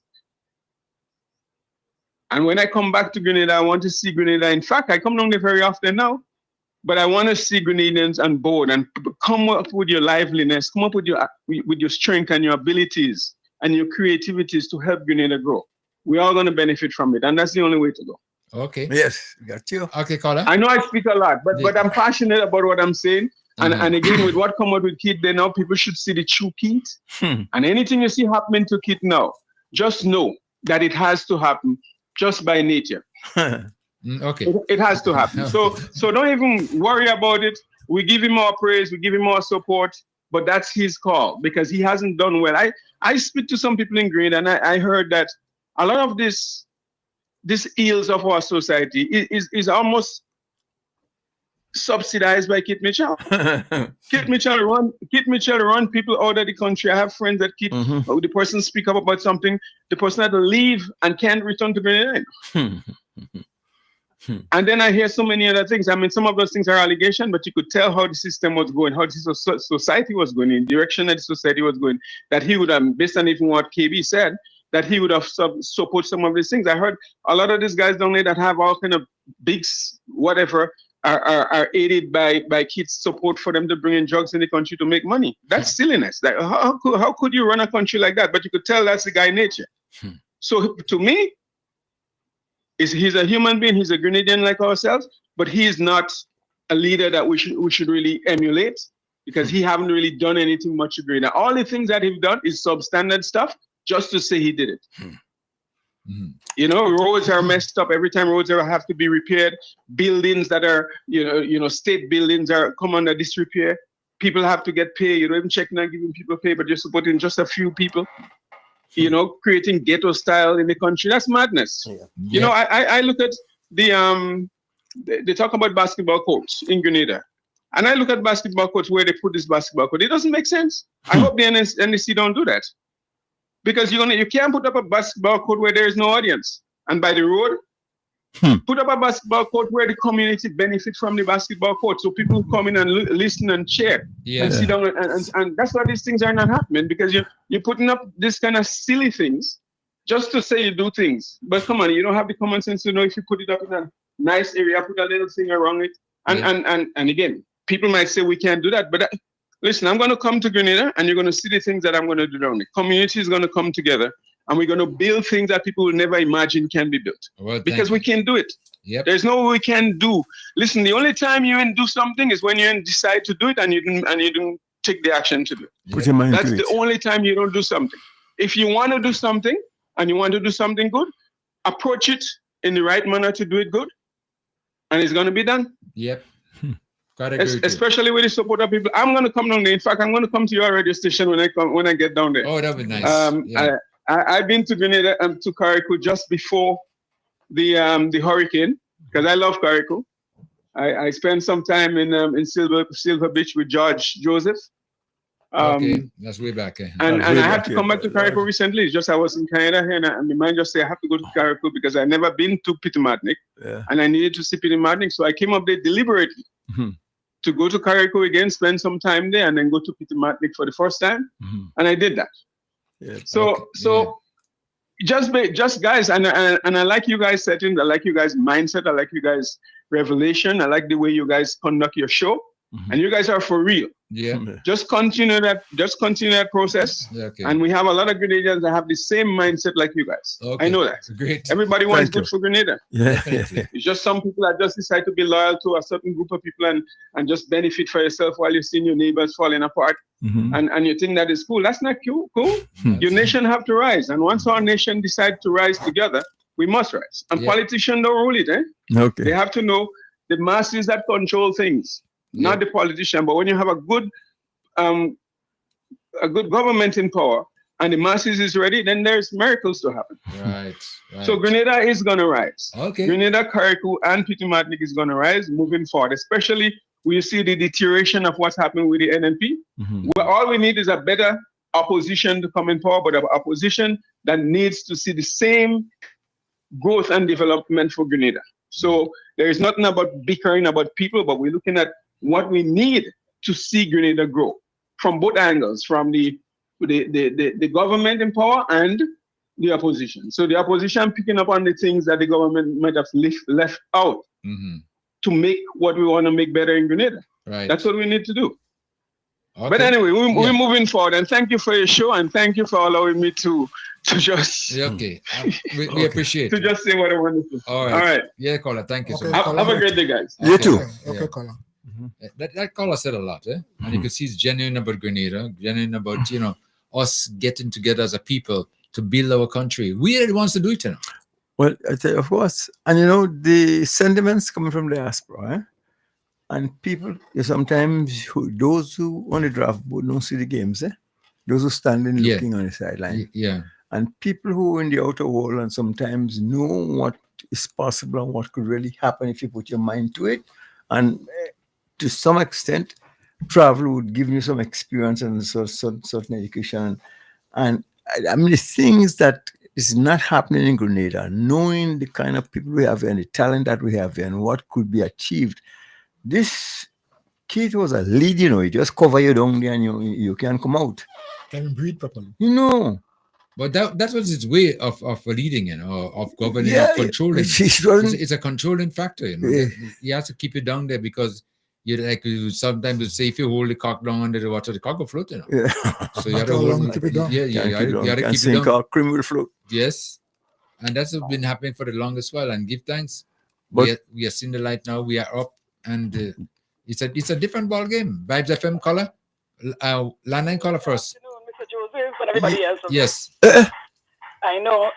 Yes. It's a while. Yes. It's a really long while. To be honest with you, I listen to your program every week, but there's so many good things that are happening. There's nothing. I told you from after we won the election, I'm not going to call the program. Kim, you remember that? I remember that. Exactly. So I'm there's nothing to say, but your mind rests, as we say. To be honest with you, I'm living my best life. I really am. The brother that just spoke there, whatever I had to say, say it all. So I ain't making an attempt to say anything. The only thing is I've been laughing since Monday night. Actually, I was in bed, and the son called me and wake me up and says, "Mom, kid fall down." And from the time that chat, because I heard earlier in Monday morning that he want to have some people's parliament or some nonsense in Happy Hill. Yeah. So when the child tell me, "Kid, wake me up, Mom, kid fall down," I tell you, I get up one time and I didn't sleep that night. I laughed all night. I laughed the next morning. I laughed yesterday. I laughing today. And I listen to some people and they say, "Oh, I don't know if you all said it because I only started the program late because I went to Mongate to bring the car for some service." Yeah. But I hear people saying, "Oh, they think I don't wish any good. This man is a wicked man." That is me. That is me. Everybody has their way they feel. Yeah. That is them. But me, I'm glad from the time he fall up to now. And that's me. And I'm being honest. My daughter wasn't pleased about it. I said, to be honest with you, sweetheart, God know how I feel. God seen the inside. So I can't lie and I don't pretend in anything. This man, I have a friend of mine that was in government. And that girl used to scared to go in parliament. She had won a seat. He was in the opposition.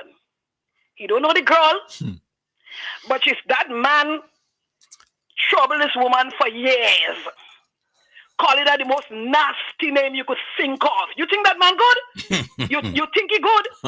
All kind of a ugly name the man called a decent woman.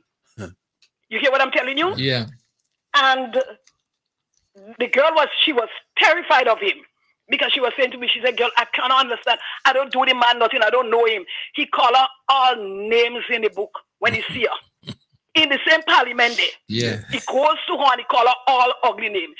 So when I heard he fall, to be honest with you, I was happy and I wish and I tell you something, God still giving this man one more chance. You see where that woman run and pick him up and he didn't fall and he had there? God, I'm telling you, God give this man one more chance to catch himself together, to stop it, to stop behaving like that, to stop lying. He's a big man. He's in his late 70s. He needed to catch himself and to behave as an adult. You understand what I'm saying? The young people are looking at him. The whole world is listening to him and seeing his action. And this man is ugly in the sense, not he looks bad already, but ugly in the sense of his behavior. Ugly in the sense of his behavior. Go ahead, Mr. Joe. Well, sweetheart, there are a lot of people who are submitting that he didn't follow along and he threw wrong. You hear me? Yeah. He threw wrong. He threw wrong, he follow along. What some of the people in the garage, well, when they were saying, some of the guys and they were saying they feel that he was he just tried that. I try to. That's what he said. But my daughter saying, knowing him full of pride and all of that, being the strong man that he eliminated himself to be, she don't think that. So that's a hot thinking. Yeah. But I didn't think in that. I think this man has suffered with high blood pressure, you know. This man has suffered with very high blood pressure, and his doctor is not his friend anymore. His real partner doctor is not his friend anymore. Oh. You understand where I'm coming from? I don't want to say much, but his real friend doctor, he's not his friend anymore since he go over on Peter's side. Right. And so, but he suffered with high blood pressure. You don't see how that man eyes over the years. He suffered with high blood pressure. And I looked at him in the budget thing there when he stand up there making all this nonsense there. You don't see how that man looking? Did you see how awful he look? And did you see that? Yeah. Did you see how he look? And Ken say he like a Jekyll and Ken right. he looked so awful. And so the pressure is high. And that pressure been high since NBC win this election. Yeah, it's been like that. NBC, I'm telling you. Yep. You look at this. This whole thing is a spiritual thing. I am looking at it as a natural man thing. It's a spiritual thing. This man been hurting since NBC win the election. Yeah. Because they thought that they would have won the election. They all thought that. They left all their stuff in the office. First they knew that they would win the election. Yeah. And it hit Kit a hard blow. Yep. With this young man and them winning the election and so badly. And so badly. So and all what go on with the past 2 years, what top it up now is the rally that they had in Happy Hill. That's what pushed him over the edge. Yes. Right, yeah. Is the rally and because he been lying to his people and say people are turning and all of that. But when they saw the crowd, people meet me and say they wish election happen already. They want the election. I have an NNP friend. That girl is a lawyer. She was a strong NNP. She voted him out last election. And she called me. She said, "Oh God, girl, I wish election would have been next week." to vote them out. Yes. You understand what I'm saying? People wish every 2 weeks or once a month they have a rally, Yeah. People, I mean, come on, we live in here. We hear to talk about what people are saying. Yeah. So when they saw the crowd there in the Happy Hill, in Happy Hill, and Dickens said we're taking Happy Hill first. Yes. And then this other prime minister said he send him later on. Yes. And he couldn't handle it because he always thought Happy Hill there, that recreation place there is his. Yes. Which he didn't have. He don't even have a toilet. He didn't do anything there for the people, Happy Hill people. Yeah. So coming and having this big rally behind the door, it bothered him. Yes. And top it up, he came back in the House of Parliament there where they had the budget. Didn't speak when he's supposed to speak. and come in and wait because that was a plan. These guys and them plan up all this thing because he likes a lot of melee and confusion. Yep. He knew Deacon would have speak. He knew everything. But just to make May wet, he come down and with his nonsense. So he was upset since then. And I'm so glad and I thank God that the speaker didn't let him speak because he would have fallen there. And then they would have said, "Oh, can I think about the speaker that caused that?" They would have said that, Yeah. This is how these people, they would have said the speaker pressure him and this and that and the other. So God allowed it to fall in the same happy hill day with the nonsense. I tell you something, and I'm telling you again, and I'm telling you this.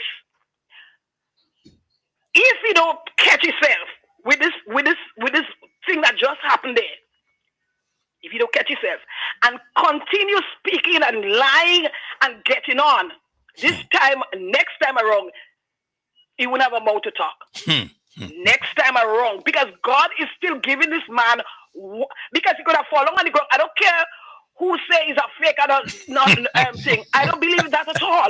I know he's a man that have a lot of his pressure. He's suffering high blood pressure. I know that. I know that for a fact. Okay. And the pressure went up since this Sunday of happy hill thing, and that pressure never went down. and because you don't sleep in, he's concentrating on this Deacon. He cannot understand. They cannot get it yet that this government has won and they're doing so well. They can't get that. Right. In Grenada this time around, all Grenadians, and I'm talking about the NNP nonsense, but all the young people and all the people that have sense can see what NNP has done for 23 years and what this young government has done for 2 years. Right. People can see this. You understand what I'm saying? Yep. And what they are doing for young people and the plans that they have for Grenadians. And people are upbeat. We had a hurricane. People are getting, farmers get money. I mean, come on. These are things we have never seen in Grenada before. Never. Yep. And so people have seen a whole different, what a government that loves people look like. Grenadians are starting to see this, and they love them. And that is why you see that big crowd wasn't happy with it. Yeah, my You understand? caller, let me tell you what. There are a few good things Beryl did, And one of them is that Beryl chose to come under the right administration. Exactly. Because if he come with compare, but we all know so when getting diddly squat. That's right. Because especially in Caribou. But Mr. Joe, even when was it COVID? They had money to give people, people didn't get, Yes, right. They had small it there. business people didn't get, No, we didn't get it now, yeah. You understand what I'm saying to you? Yes. And you look back all over the years, they had hurricane. We had 2 hurricanes with him. Yeah. You have people that never could have put up their building and thing after Ivan, Yes. And this man's there talking about he missing. Listen, man missing that power. He missing. Yes. He missing the 2 cars and he missing the thing. That is what killing them. Yes. But they will never, according to them African. How much time I say that? How much time I say 3 nevers? 3? They will never come back there. Yeah. They will always be opposition. And I don't even waste my energy to talk about this girl. Yeah, I don't even waste my energy to talk about that. I don't even waste my energy to talk about this nonsense. Because that is pappy show nonsense. Because everybody know who is in charge. Right. So I am wasting my energy to talk about this nonsense. Okay. He pushing her in front there, and once if he see things are going as the Bulal boy say, and what he say, I listen to him, and what he say is the truth. he knows him. That boy know him. Yep. You understand what I'm saying? And all what that boy say about him is the truth. I sit down there and listen to him, and he's talking the truth. But I tell you, coming back to my first point, I'm so glad that the son of a gun, and the word I want to use, I can't use it on the radio station. Nearly fall. I'm waiting, because I'm telling you, if you don't check a doctor, because what happened in the brain, this brain thing there is not something to play with. And if you continue getting on and bad mouthing and lying and all of that, one of these good days, that mouth won't be able to talk again. Watch you go see, I'll tell you that. Okay. You all have a good day. Mr. Joe, You too, my love. Yes. Nice seeing you. I'm still there. living my best life and listening to the program. I listen to it every week. Okay. I listen to it every week. But Nice to know. There is nothing to talk about because the government are doing so well. Yeah. Love you all, guys. Okay, love you too. much, Love you too. All right, Love you. Bye-bye. Bye-bye. Yes. Wow. She said a lot. Very, very interesting. But Diablo feel, that again, as she just spoke about pride, and this is something that a lot of people see that, and some they try to downplay it, and say, oh, maybe he faked this and he faked that. Diablo ain't faking nothing. Yeah, but he's been bragging about his age, bragging about how well he is, wearing tight pants, and he going and he could match them up on the street any day, and going in the gym. And yes, but I'll keep Diablo. There are some upholders. That is in some instances a lot more bull people than Diablo. I think Bola should get a couple. Watch. Bola? Yes. When Diablo fall down, right? He was on the stage. He was on the stage sitting down right there. He ain't move yet. We can't move. Well, he was Mr. Speaker. Yeah, but he was the speaker. Don't forget, it was Parliament. So he was the Speaker, right? Okay, but Mr. Speaker. No, no. Soon after he fell down, they cut up the video. Well, if he's Mr. Speaker, when the blackout comes, you say the eyes have it. Time to blackout. But let me tell you what I noticed. Now, after they resume to wrap up and to send the crowd home now, Mr. Speaker didn't move from his seat, he still sit down right there. And he was speaking now, and the camera, didn't pick him up because they expect him to go on the podium, maybe to make that announcement. He sat down right in the seat there from start to finish and made it and thanked them for coming. And that was it. Somebody say he want to go by the podium because maybe he has some drum view, but he had taken no chance.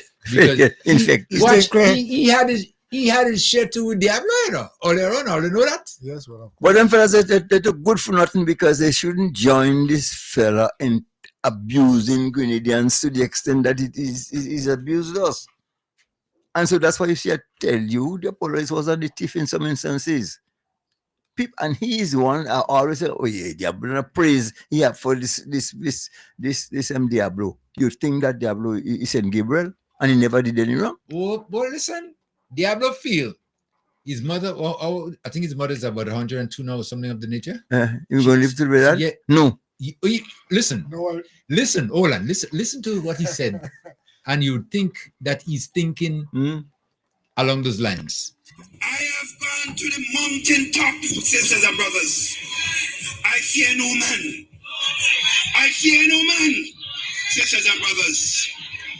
Because my mother lived to 102 and now in my 70s.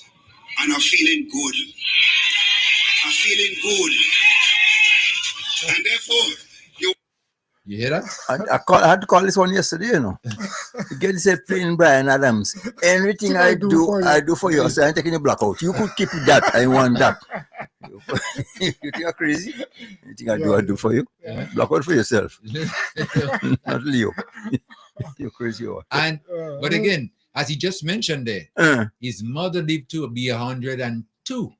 And he's just 70s. In his 70s. So that means. So you know what he's trying to tell you there now? Yeah, a lot more to go. Yeah, a lot more to go. So now, trying to talk about fake blackout, joke him, not him. He feeling good.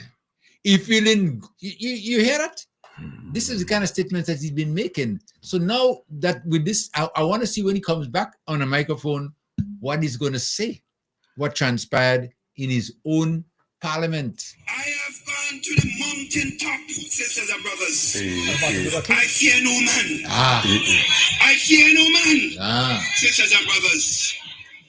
Because my mother lived to 102 and now in my 70s. Right. And I'm feeling good. Yeah. I'm feeling good. And therefore, that's it. You hear it for yourself? That kind of. But you hear the hoorah in the back? Yes. Well, they applaud everything. Even when he fall along. When he fall along, he got the biggest round of applause. When he fell along, you get the biggest round of applause. We feel here. Yeah, but you have to give the TV a lot of credit. The TV is a good athlete. I didn't realize she's so fast. Yeah. Yes, so fast she get up. I know she was probably part of the plot.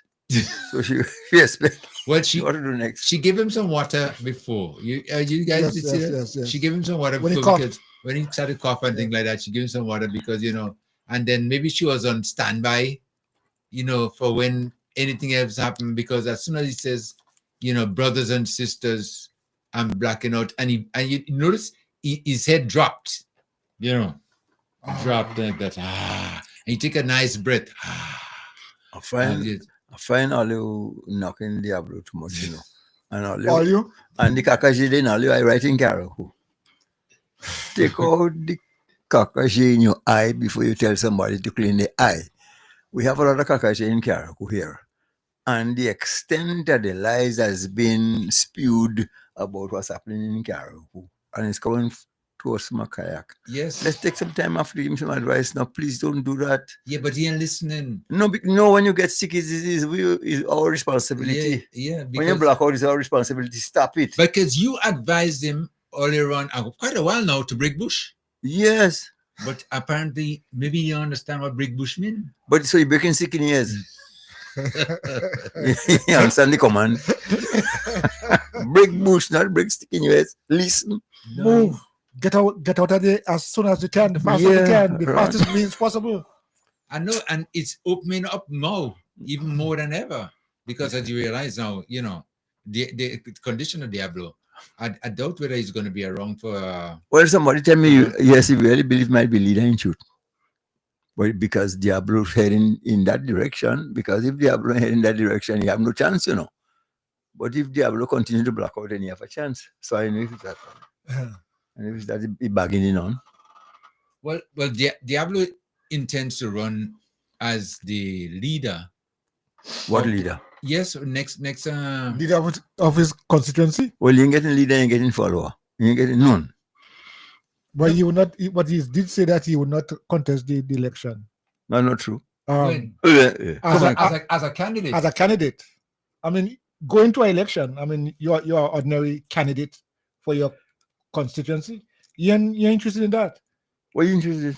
When he goes back to the polls, he has to be there as the leader. No. And you see, if Lacroix wasn't such a crit, he might have stand a good chance. He'd have been glowing now, with all the push, he would get right over. Yeah, well, I mean, there are so many questions. There's so many things are happening, boy. That he wants to be the leader continuously. So how could we expect him to go in a contest as a second fiddle?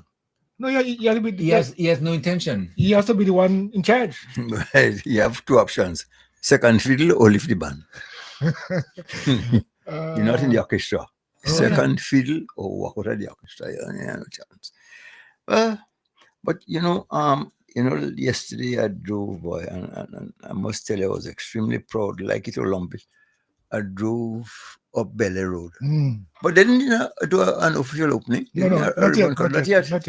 Yeah, we had to cook some smoke food, boy. Yeah.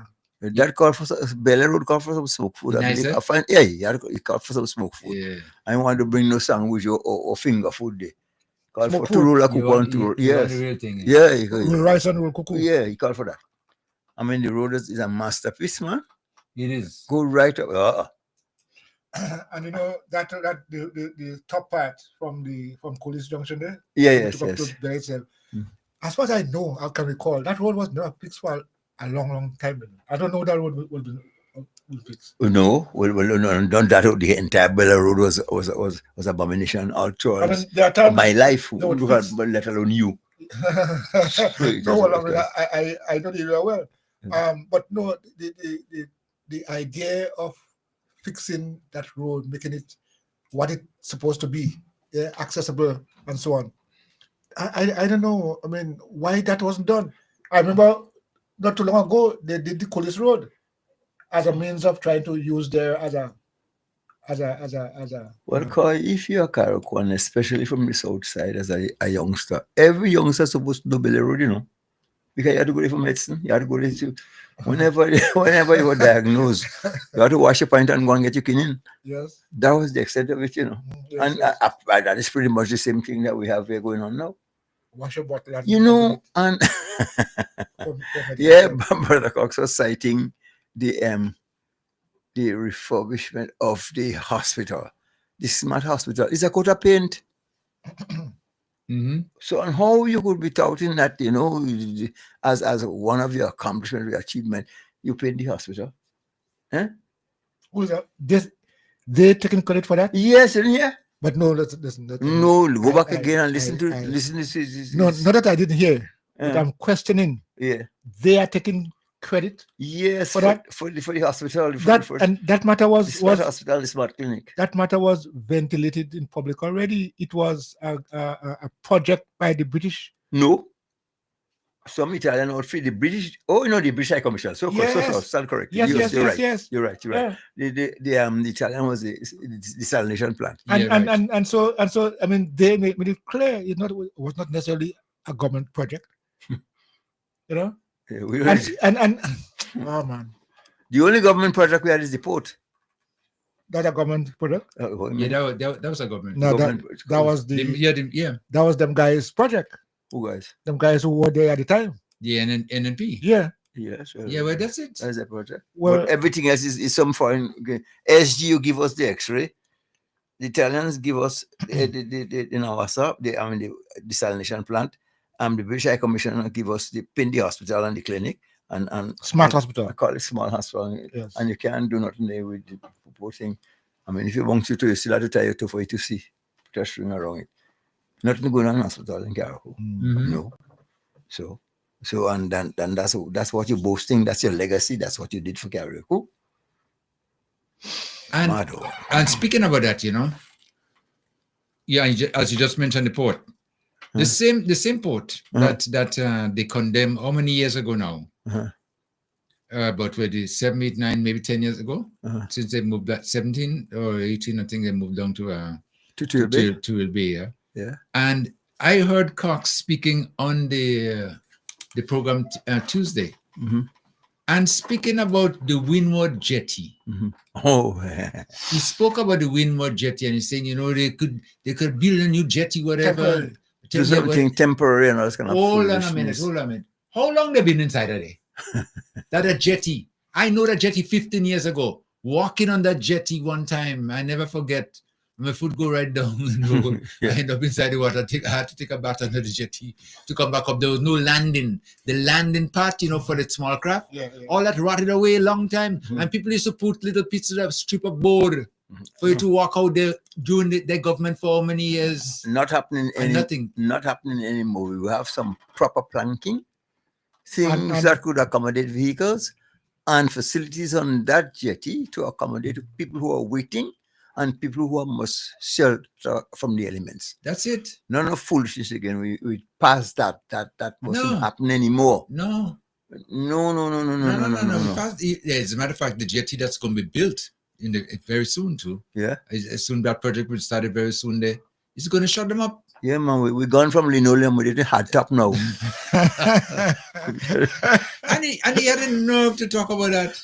Mm-hmm. And say, oh, this is good for something temporary, and then do nothing with the people, and now they have to come into the town of Hillsborough. But you know, listen, that we have to go to Hillsborough. Yes, but didn't they themselves by proclamation yes, that the jetty there is decommissioned, meaning it's not safe. Yeah, to be time used. bomb. A time bomb. Imminent danger. Yes, a lot of big words used there. You know? Yes. So now, Bear didn't pass there. I'm waiting. I mean, something waiting in to be destroyed. Yes. But the jetty just have to be enhanced, and just about every contractor or somebody has some ideas about marine work will tell you that this jetty could be reinforced and made to be well. If this jetty tell Beryl will and come again, tell Lenny the same thing. Ivan, Memli. This jetty. Yes. Just, I'm there for a reason. And I was talking to a marine contractor, and the guy was divulging the same thing. see, even the columns, the beam, the columns, it's not the beams, but the columns that are there. The only way you say those things are affected is exactly where on the surface of the water. You see where that oxidation is taking place around that thing. But other than that, and that could be encased and strengthened, that ain't going nowhere. You can move that. What's already in the water down below, that's as good as gold, you know. I mean, so they want to justify the fact that they want to remove the port. So they tell us all kind of thing. Oh, this is that it's. But who you fooling? Who you fooling that you could be so interested in a project? In Karaku, you've not done anything substantive for Karaku. You promised us a cultural center back in 97. No, up to now, we didn't. 97 in which yet, you know? No. 97 which yet win 25. You're going to scratch. A lot of these fellas and them who here talking about NNP, you know, they should really give them some, I mean. All right, I hear you. I hear you. What kind of common sense you have? What kind of pride you have in where you belong? You don't think that No, but it's just that the way that they've been behaving, you know, and the thinking still, like in Diablo's mind, he's still the prime minister, you know. Well, of course, but mind, I hate to knock my people who I say to a certain extent where Karaku is concerned, I only blame Diablo so much, you know. That's why everybody telling me about, well, don't call him a name, leave him and they rest in peace. No, the evil that men do live after them. Definitely. And that the state that Karaku is in today falls square in those guys' shoulders are the ones who, I mean, they organized, they planned and executed the state that Karaku is in today. I ain't talking to you because of a party, and you're talking because of a party. And none of us have nothing to get from. You don't get in anything. You know, you can see from year come with the same thing. And you boast about that. How your party strong? Well, that's what Emily was saying. She said now, you know, after the Peter left, you know, and it gets stronger. The party gets stronger. I mean, really. I mean, and not if she's trying to impress people that she's capable of leading and running the country, you gonna make them stupid statements like that? Really? But again, as someone was telling me, listen, when you guys get you know, don't forget she's the TV, and the remote is controlling this controller, you know. So because even what transpired in Parliament there, when they came in, because you know Kem Jones gave a ball by ball report of what transpired leading up to that little bit of altercation between, you know, Diablo and the speaker. Because what happened is that at the leader of government business, I think, you know, the finance minister rather, Cornwall. Cornwall, got up, you know, was to close the debate. Yeah. But the speaker of the House realized that two persons have not yet made their contribution, which is our prime minister and Diablo. So he stopped it there to take a little 3-minute break, whatever, to go and speak to them, to get them to come in now and make their contribution. But when he went out there and spoke to both of them, the prime minister agreed he's coming in. He's going to close the debate. Yeah, close the debate. But Diablo says, no, he ain't coming. He said he declined. No, he want to close the debate. Yeah. So he declined. So he decided he ain't coming in. So right then and then the Speaker of the House came back in, and that's when he called on the Prime Minister to make his contribution because he was going to close the debate. So that means that Diablo was not going to be speaking, period. But you see, the plot and the plan was because they were all outside, right?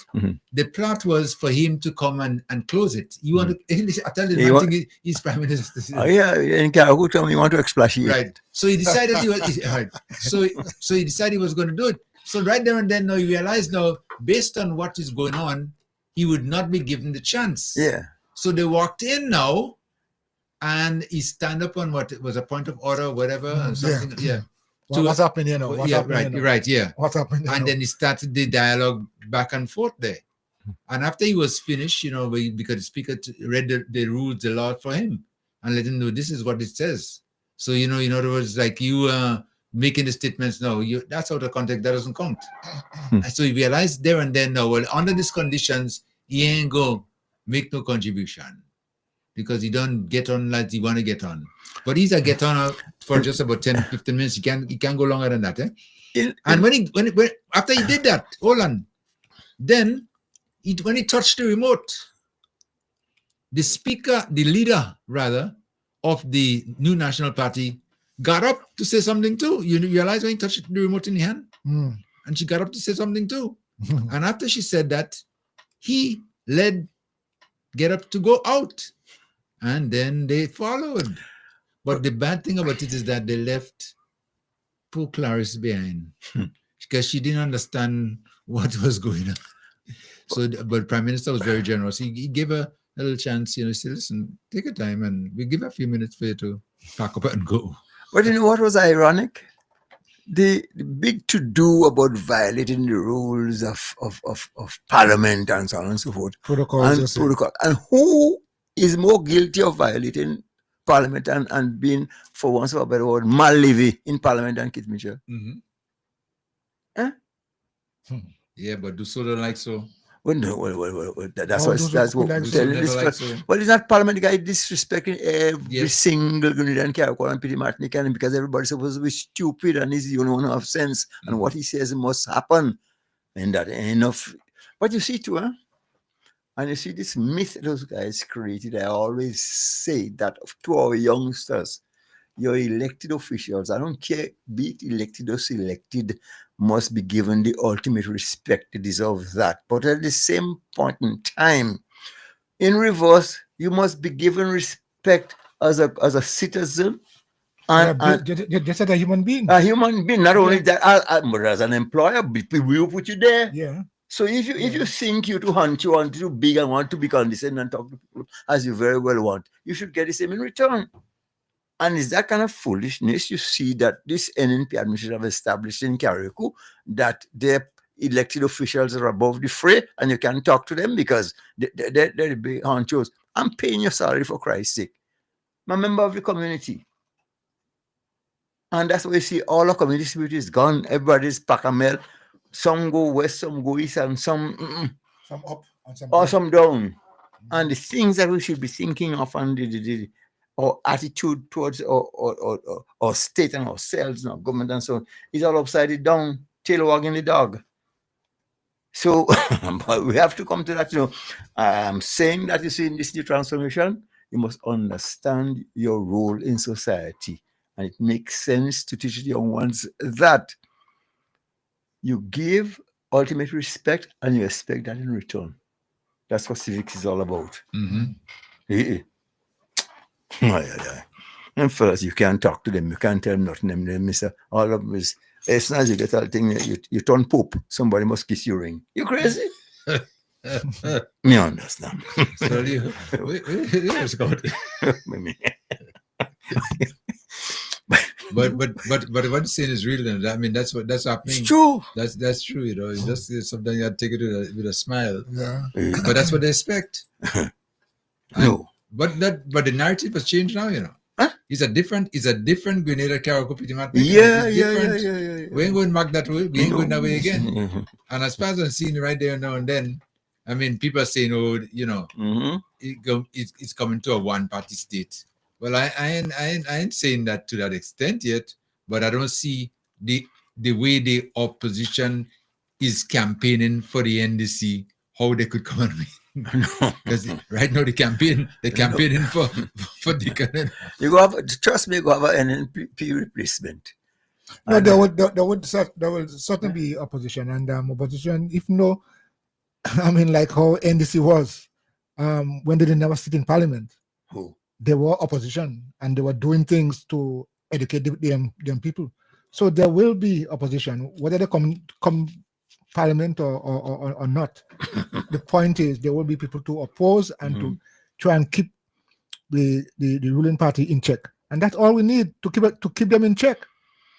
But of course, the NNP, Keith had 3 occasions On 3 occasions, there was no check and balances at all. He did what he wanted, pass laws, change rules. Yeah, well, he's been doing that ever since, but he had food control and nobody could really speak to him. So that's one of the reasons why he's been doing that. And what is sad is he cultivated a bunch of Kimbo Kings. I think Jamaican Rastas couldn't describe them better. Yes. No form of money making, just stand up and be opposing. You must get up one day light and be productive, contribute to society. Who you expect after your mother, bear you for 9 months, feed you, nurse you, unsupposed. Them for us 40 years and then win yet, they still nothing. How you?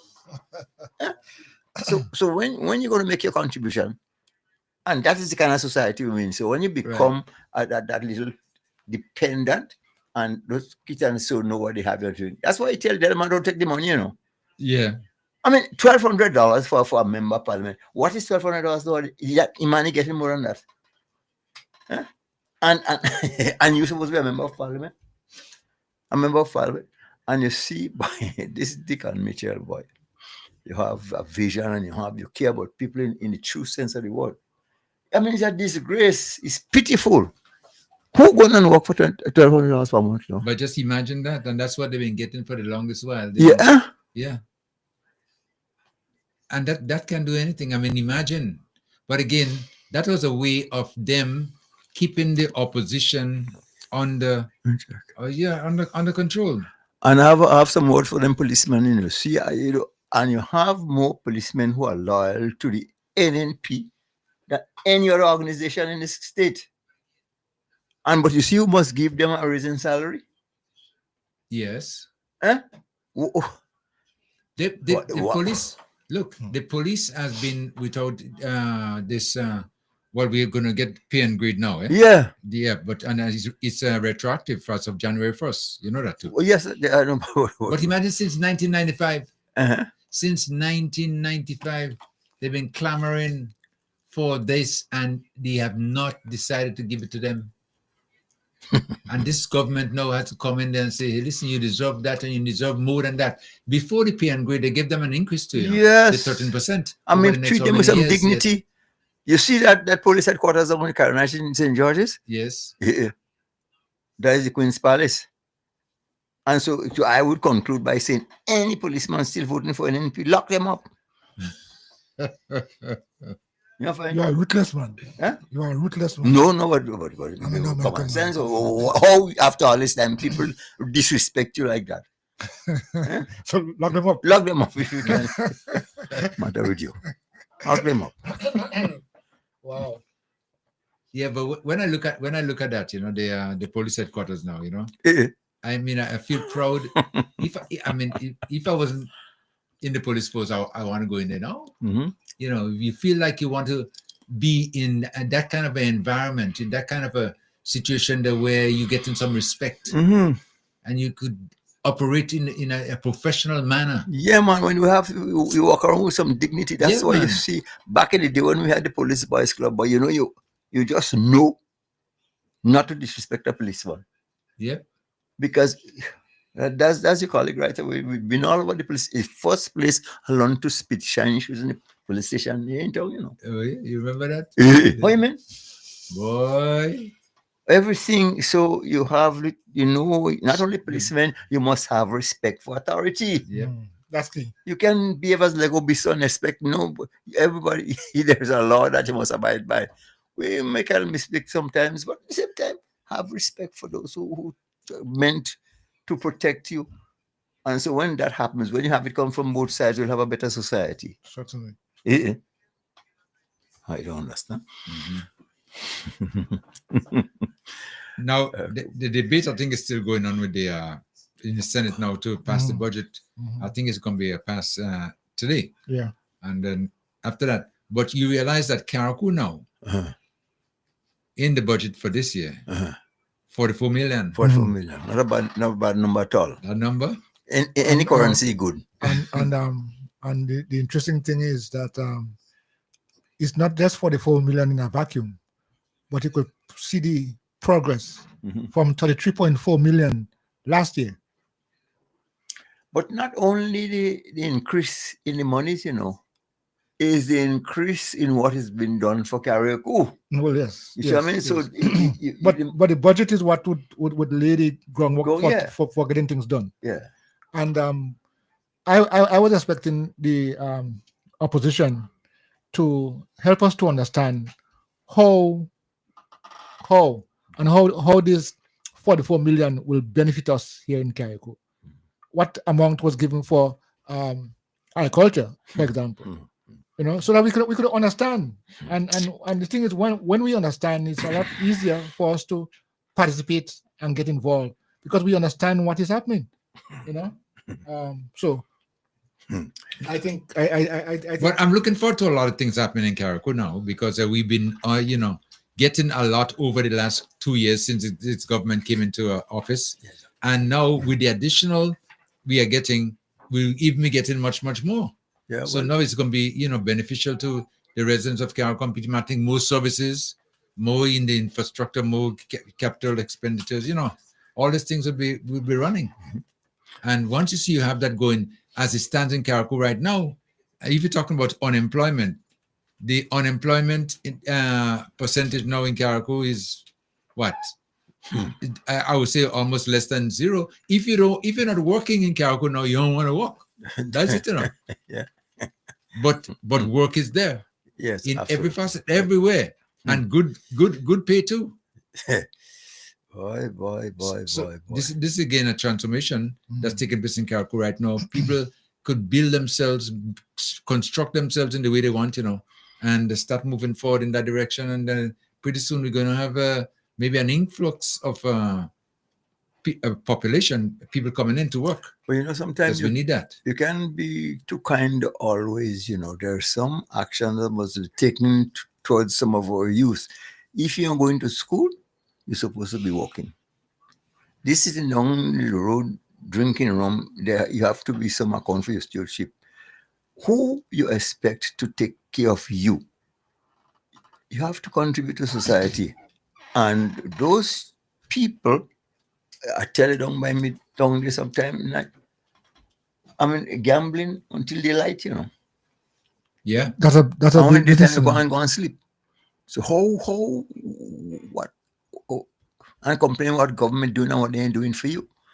Oh, that. But you see, what has spoiled the population, the younger generation too, in that under the previous administration, these people were getting all these handouts and everything like that, and they feel, well, that is it. They don't need anything else, and they're satisfied with that, and they have to work. Yeah, they had to do nothing, and it's fine with them. Yeah, and your land is public enemy number one. You don't plant in okra. What? Nobody asking to plant corn as we used to do years ago and grow 5 acres of corn until you have to put a drum of corn seed in your laugh and all this kind of foolishness. We're asking you for all that. But make enough for you get somebody to return, you could barter and we could exchange. That's all we're asking you to do. Some food security. You know something? Those old folks, when season done, when the crop done for the year, some people have 2 drum of corn seed and they still have corn chicken in laugh, In the patter? Huh? Yeah. Yes. Still Corn have- and peas, drum of corn seed, drum of peas, and you Yes. still corn in the laugh. I don't forget that. And what we used to do, well, the drummer can't sit on shell already. So you go in the laughter now to strip them, Yes, in the gear. And yes, and then the beauty about it is that we used to use the constra now, feed for the animals. Of course. And can stick to some when you don't cook with the picker wood and you want a mellow into mellow the bun, you Yes. turn to can stick. Yes. And they customize the food right there. Dr. Pet is here. Good afternoon. Dr. Pet too young tonight. No, I remember all of that. You remember that? Yeah, I remember that. Put the consist under the part they just to Yeah, I remember all of that. Just soak it. So yeah, soak it I down. remember that. As I'm at old school, Well, that time when you go to any one of the villages, everything was planted. Mhm. I mean, there was no spare land or nothing like that. You had to beg people sometimes for a little spot to tie a sheep and tie a goat, whatever. You had to go up in the bush, up in Newland, or up in, wherever in the hills. I know. Yes, everything organic. a la root and potato and pea, bokusu and Oh God.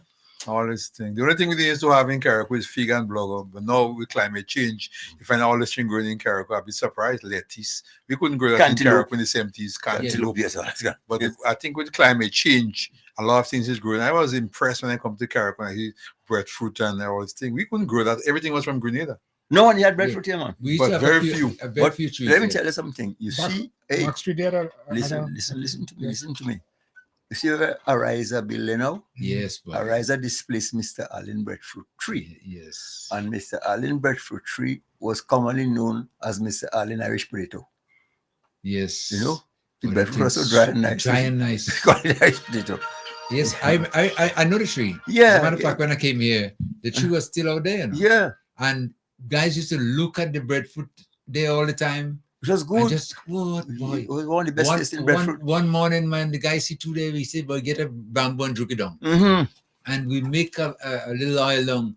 Boy, the breadfruit eating as cheese. By the way, you're sitting on good agricultural land, you know, see, because the left of you going there, we refer to that as the Nile, you know. Yes. Because all the water running off from Fort Hill and it come and settle down there, right here. Stone behind it if you plant it.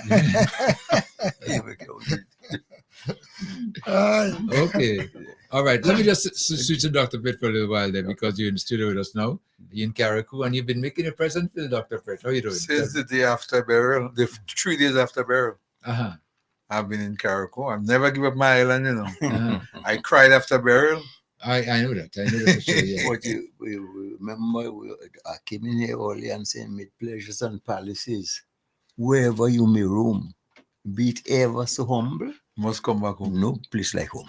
Yeah. But Carriacou, the transformation is tremendous. Regardless of the beating and bantering about the government, but I think we have made a lot of strive in Carriacou. Yeah. Unbelievable. Yeah. When I see the amount of work, you know, people come and they tell me about container house. Nonsense. I mean, I said to them, listen to me, the government is not obligated to build back house for people. But the government is doing it because the city need, because a lot of is a total destruction in Carriacou. Because during Ivan, government never built back house for you. No, we never get anything. They never get anything. Government got $42 million. I was arguing this morning with a guy. I said the government get $42 million. What they did with the $42 million? He was talking about this government get $40 million for Carriacou. $40 million is no money. When you build all the infrastructure, school, hospital, polyclinics, post office, ministry, the money done. And government cannot take money. For all those who think that Tevin is taking the money, that's the nonsense they're talking. The government cannot take money. The only way you get money is when if there is kickbacks. Like you work in the Ministry of Infrastructure, some place of Ministry of Works, you might give a man a project, you might say project is 500,000, you might get some for it. But the government ministers cannot take money. It's impossible. Yeah. You understand? And that's what people have to learn. They have to come to grips. The money is being well utilized in Carriacou. Look how Carriacou is looking nice. But definitely. Green and nice. And you could see clean. Yes. When I came to Carriacou a few years after burial, all the place was rubbles and telephone wire on the ground, poles. You couldn't pass, galvanized everywhere. You know, it was horrible. Yeah. The place was brown. Look at Carriacou now. Total destruction. In a space of under 1 year, how Carriacou is nice. Look at the studio we're in. Look at the hotels. Yeah, no, everything is coming back. Unbelievable. No, we've made a lot of progress over this time, you know. But the good thing about it is that Carriacouans in particular, they're very ambitious too, eh? Yeah, they are. You know, and the businessmen too have been chopping in there and putting the 2 cents together to make $1 and getting things done. And with whatever assistance they could get from either government or maybe friends or whatever lending institution, they're making do. But this thing now is not about, once it's a hurricane, they think that it is politics. There is no politics in Carriacou. Everybody's getting, like an MP or like NDC, everybody's been treated well. And I could attest to that because I've been in Carriacou a few days after burial and I've continued to come to Carriacou. Not 1 week, probably carnival time I miss Carriacou, but very rare I don't come to Carriacou. And I've been seeing the progress thanks to Tevi and the government, the National Democratic Congress. You know, they have been doing well for this short space of time. It's a very loud secret that again, I would say it in 19 more ways than one, that this administration heretofore has done more than any other administration in Carriacou. Yep, on record, yeah. On record. And I've been around long enough to know that. No, it is true because all the ministers that have passed to Carriacou, I didn't want to call the name, but people know who they are. They haven't done anything to Carriacou, whether in MP or NDC. No, not anything significant. Exactly so. But with this government, you're seeing the difference. You understand? You see, David is walking, Andy is walking. They come like a team. Yeah. I was in a branch, NDC branch meeting in Bolio, and I see all these guys. They come together, try to organize. Even Tevin was down there last week, and they just come together, and we know different ideas come together, and they make the place look nice. You know, and that is very good of them. You know, and he will help. He'll come and he'll help you.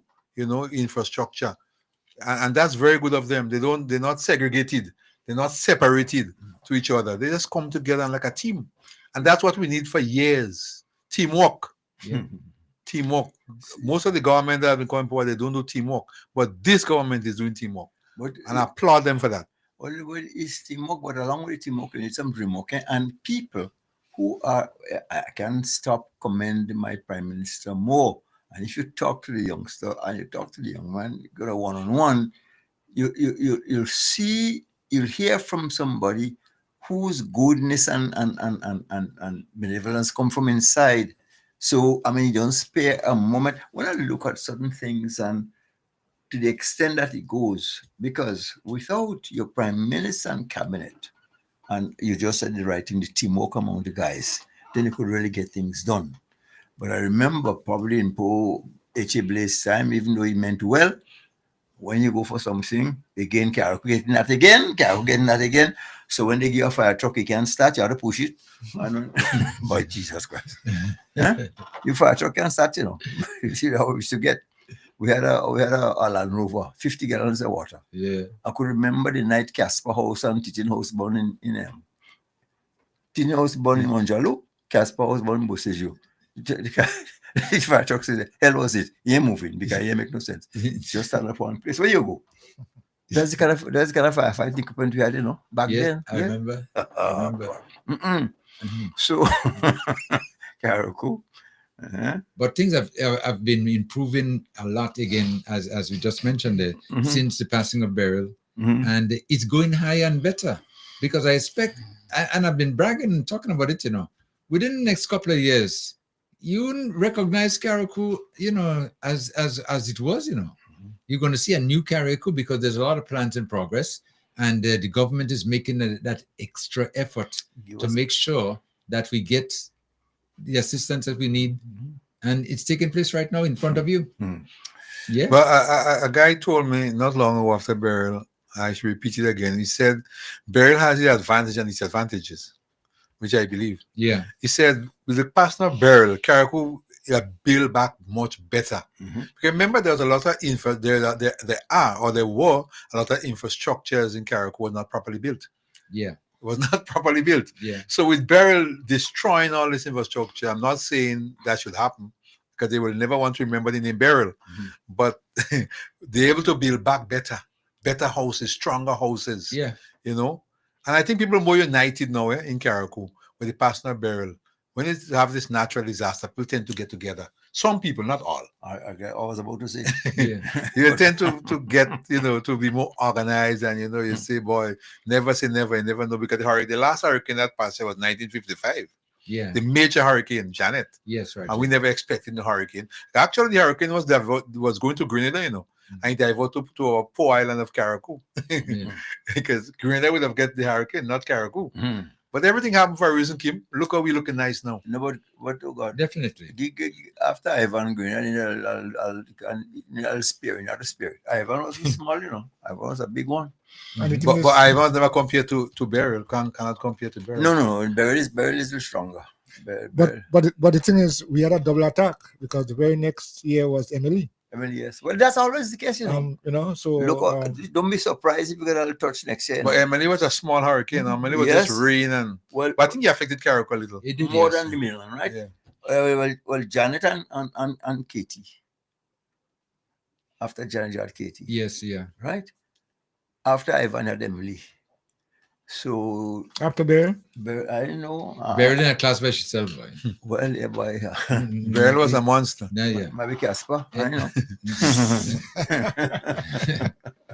I don't know, but then that. But with the building back better, you know, that's taking place right now. People in this era now realizing, you know, You see, when Janet passed, this generation I'm talking about, had no idea what transpired. Yeah. So, in other words, they took everything for granted and, they'd never seen the destruction. But now, what we are seeing in front of us now, we get a little bit smarter to know that we need to do better in our building codes. And I think that's going to make a big difference now in moving forward with buildings. You're going to find a difference in Carriacou. And I think this is going to go through the next generations because they'll be taking pattern and examples from what's going on right now and just duplicating and maybe even going better. I was speaking to someone in the ministry yesterday and coming up on the boat, and I believe what he's saying is true. He said, Dr. Andrews, you don't think that people in Carriacou, especially those, I'm not sure if they're in show boathouse, I don't think so, but the wall houses, at least as you try to put a little insurance on the wall houses, because with climate change now, anything could happen. Well, I think I agree with him. Yes. If those who could afford.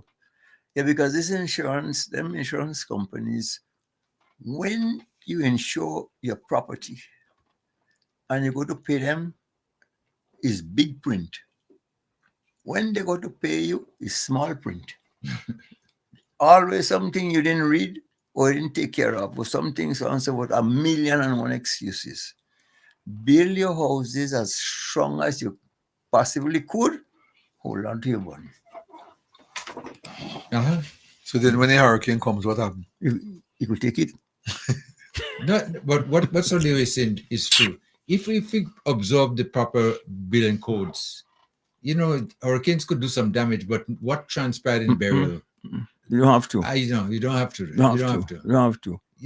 Build your houses properly. And but of course, now, because of climate change and the warming of the earth, I mean, the systems that are coming through are much more severe than yesteryear.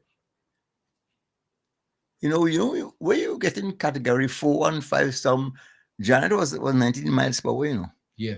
Okay? You're talking about 120, 130, 140 miles per hour wind. It's a big difference. So no matter, yes, you insure if you could afford to, and if you can't afford to insure, let somebody who knows something about building teach you what to do. The concrete that you're using, don't mix no 10 bag of sand with a bag of cement and what else you're making flop up. Put good concrete, put good aggregate, and sink your rafters in the concrete. You ain't going nowhere. Trust me on that one. That's true. Mm-hmm. But Leo, in respect to burial could have got anything. No, but most. I mean, they also not structured properly, but still burial was horrible. Yes, it was horrible. Yeah, but I tell you, the building that's taking place right now. I mean, nothing is guaranteed, but you feel much better that if something of the nature were to repeat, you could handle it. I mean, the way I'm not bragging and boasting here, but the way I redo my building so far, I ain't want no burial. Don't think I want any burial. But if you get a severe weather like that again, the damage that I encounter, something. Wouldn't. In America, for example, you put in blocks, and there are no, for what you call them now, you build a whole panel of blocks. If you have concrete, you must, after every third or second coat, put some reinforcement between the blocks, Yeah. Across and vertically and horizontally. Yeah. So when you have that, you get the compressive and the tensile strength you need from your building. And so I tell you, the thing had come fire and brimstone to break it down. Once you do it the proper way and you have the proper slump on your concrete, you're good to go. Yeah. You're good to go.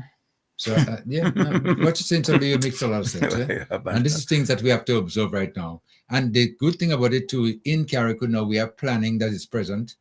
So because of that now, I think they'll be supervising and assisting, the contractors, making sure that they do much better than they did before. And building to standards to withstand severe weather like burial and so on and so forth. Yeah. Kim, what we need in Carriacou is a vocational school, and we must get away from it. There are too many youngsters who are literally doing little or nothing. And, when you think about plumbing nowadays, yesterday you had cast iron and oakum and cock and lead. Now it's a matter of some chemical glue in the PVC. And you ain't going nowhere. So why aren't people and youngsters going to learn teach them what a Y is for, what a T, what is a elbow, or this and that, what is used for a vent and all those kind of things. You ain't take no rocket science to do that. No, definitely. And not even that, but in the years gone by when you had to do your plumbing and depend on gravity flow. Well, not only that, I tell you the cast iron that you had to do, and when you have to get oakum and lead and cock this thing, that was labor. But now it's a little bit of glue you put around there, you put it together, clamp it together, you're good to go. Yeah. But Kim, it's not right to demolish some of the old, very, very old buildings, whether in Grenada or Carriacou. They don't go around and test them buildings. They have buildings 100 years, 200 years old. These buildings are susceptible to fall on any hurricane, and people could be inside the building and they could get damaged. Very, very old buildings, they're still around.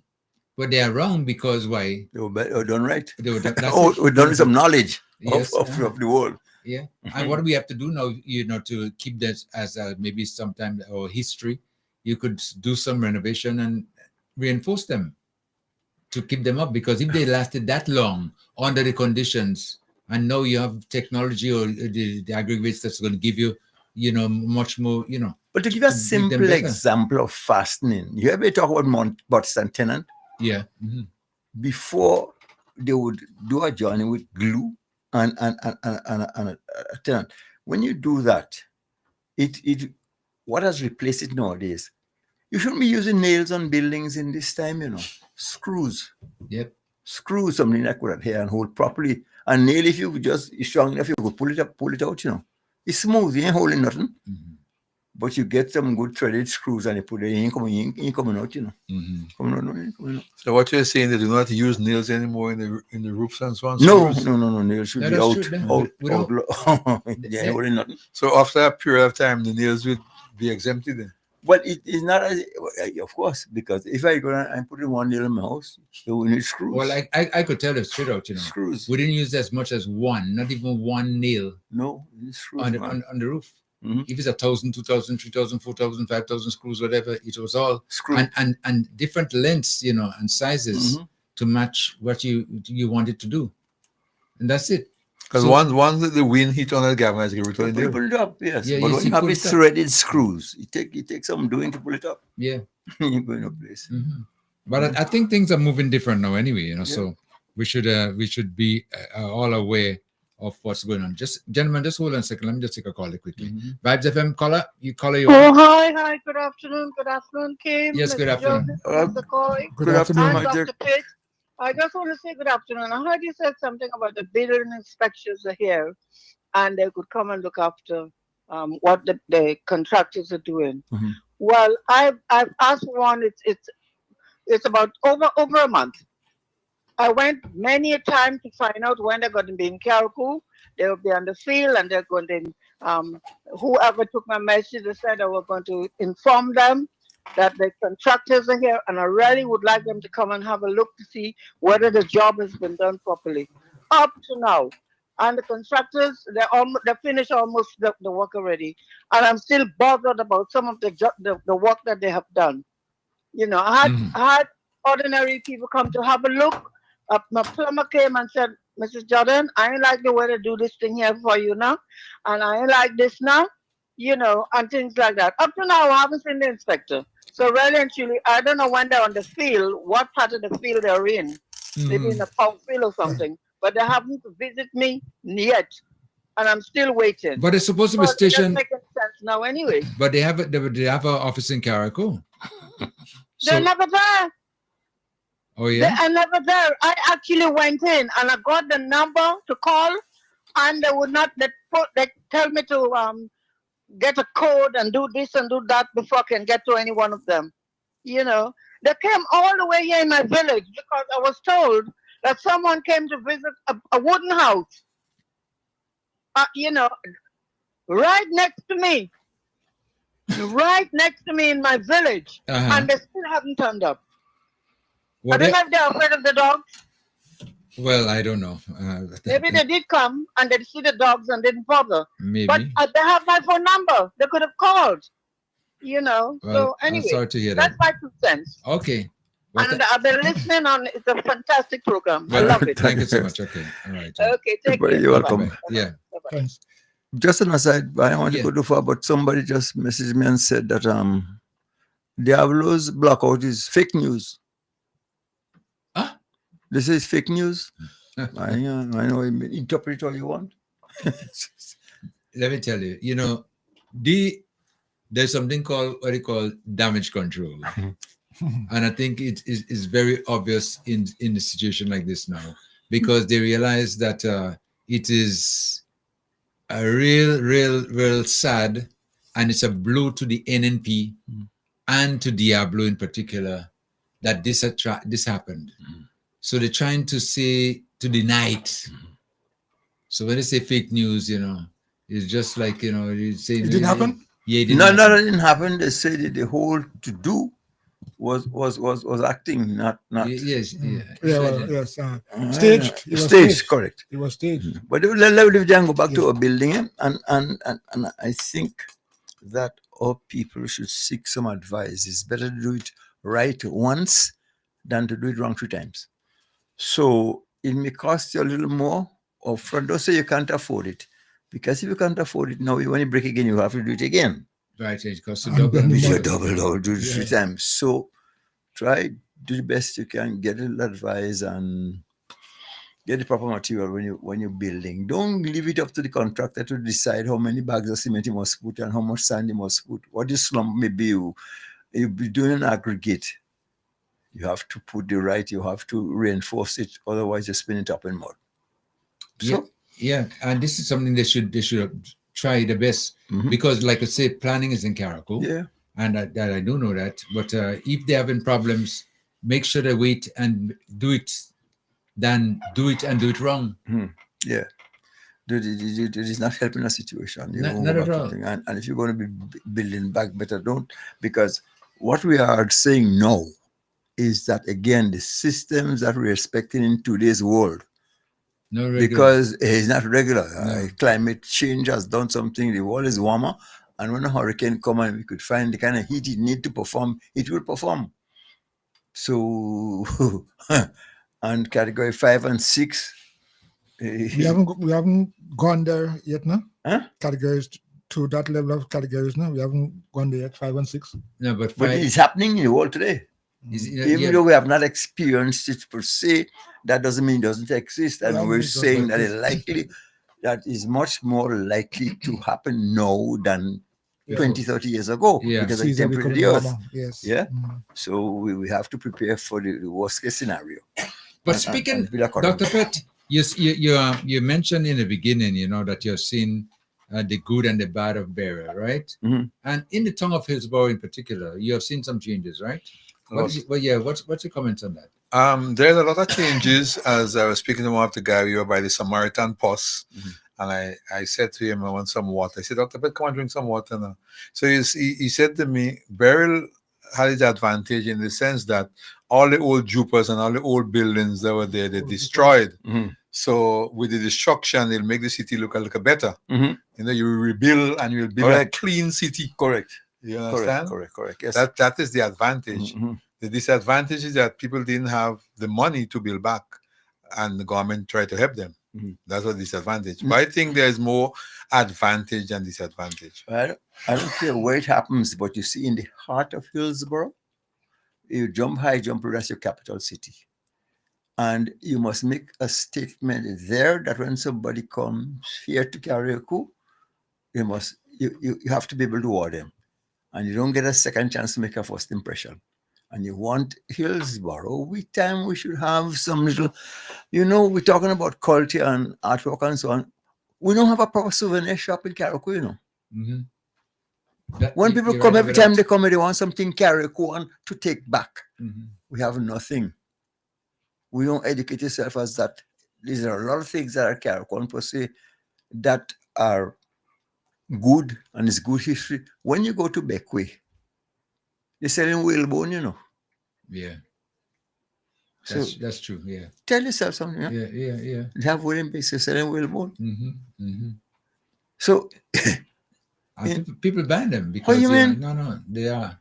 something that is Carriacou per se. You must be able, that is me, that is what I'm offering, that's what I'm proud of. You can't expect it to come and get no gold ring when I'm no gold. So Leo, what about the museum they had here? Is it still functioning? Yes, but I don't know. I'm not even sure. No, but even so, the museum was sort of undernourished, if you ask me, because we too don't take pride in what we have and how, the artifacts and all those things. We don't go looking for certain things. I remember some years ago, there was an archaeologist who came here looking for this special type of limestone that is found in Carriacou. Oh, where is Mr. Man come out? Where he come out to know all of that limestone that is in Carriacou, is indigenous Carriacou, and we can know that. Yeah. Mm-hmm. But I think the problem in Carriacou too, because the tourism really, I think that the government, that is something for years they haven't been doing. I think they should make, as you say so, Carriacou a bit attractive whereby you could buy things. But the tourists need to come here because most of them in Grenada, the tourists that buys all the little bits and pieces.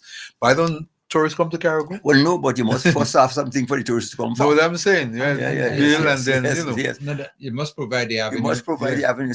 Look, for example, Carriacou, the land of big drum and boat building.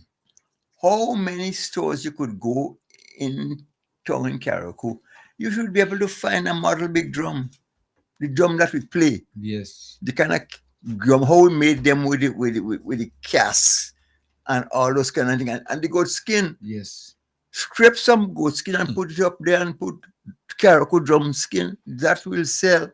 Look, at one point in time, we used to have all these turtle shells. We're making rings, bracelets, and so on and so forth. Now them fellas get the turtle. They eat the bit, they eat the egg and they throw the shell.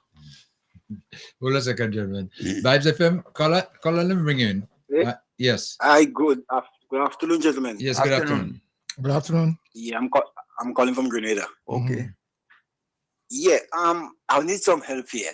I'm not too good with the law, but I don't know if you gentlemen overheard KB, better known as Kennedy Boudlal. Yes. Yeah.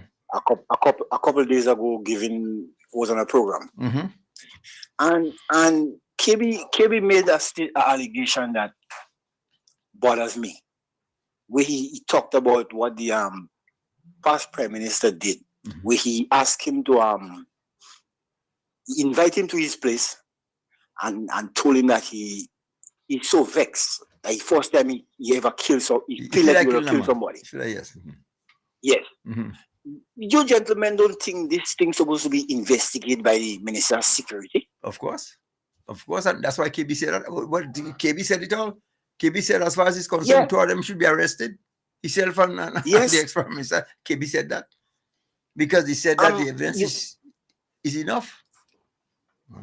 Up to now, I haven't heard anybody on the mainland in no program discuss that and bring up that. This is a serious security matter by a prime minister while he was in office. I mean, it's bothering me. It's bothering me. Yeah. And I had to bring it up. You can bring it up in Grenada because everybody in Grenada is just, I can't take them on. So I say I had to ask you all gentlemen about it. Well, yeah, and as you talk about the goat skin, there is something that they just use. Can't come to mind. Or they're used to patch vehicles. Like if something break, you could put it on it. I just can't remember the name right now. And I was using that particular thing, and I said to a friend of mine, goat skin is stronger than that. And goat skin is more natural. The people in authorities in this country, they don't look at the main things. For example, Grenada is a country, Grenada, Carriacou, and Pitimatic is a place where we produce good athletes. Why the government can invest, our past government couldn't invest in putting at least one rubber track in every parish? In 2025, you're still seeing kids running barefoot, kids still running and grass. When you send your kids from Carriacou to come down here, they are at a disadvantage to the students in GBSS and PBC because they are running on rubber tracks, and Carriacou doesn't have a rubber track. Right. We are in 2025. We are in 2025. Talk to me. And kids are still running barefoot on grass. You understand where I'm coming from? Yeah. Right. So, ladies and gentlemen, I will listen to your program. Yeah. Thank you very much. You're quite welcome. Okay. This caller made a point, the first point he made, and he's speaking about, national security as what pertaining to what KB said on the last time with Junior George. That's what you're referring to, And nothing was done yet. But I think that something might be done because KB wants something to happen. He's ready. Well, I mean, obviously, some things have to happen. As a matter of fact, not because we haven't heard what is happening, that means nothing is happening. That's a serious matter. And there is discussion, talk about taking this thing forward. So at least I guess in the next few days, few weeks or so, we might be able to see something concrete happening in that regard. But things are happening. Kimboy, the thing that burns me up more, talking about caring for the poor and vulnerable. When you're most vulnerable, when you're ill, when you're in pain, when you're in hospital and you're helpless, that's when you're most vulnerable. A caring government will pay some attention. Granted, medical services all over the world is very expensive, but nobody could convince me, Leo Joseph, that you, after all these years, that in the Carriacou Hospital, in the trauma unit, the biggest piece of equipment you have is an oxygen tank. Oh God, in this day and age, the first time there was a portable X-ray, a functioning X-ray in the hospital in Bele, was something that was gifted to us by SGU. Now you could pick that up on any side of the road in Brooklyn. If you go in along the Linton Boulevard side, there's some places there you could pick up all those things. How somebody can do that? I remember there were some doctors, but 5 or 6 of them, close association. Those guys came here. They said they just want to do a sort of an exploration to see what is needed, what we could do, and what we can do. And it didn't work out too well because some of the doctors here say that the pie too small to show, and they come and would want to sort of just show them off and so on. So, but it's how you couldn't do that? How you can see in Bel Air we couldn't have a minor operating unit where you could at least fix a hernia? You can do that. So how you caring so much for the vulnerable? This I don't understand. But they never cared. They never did. No. They never and what is how much take you to see that what they think is just lip service and you're not getting anything from them? Oh, boy, but that has been the norm for the longest while.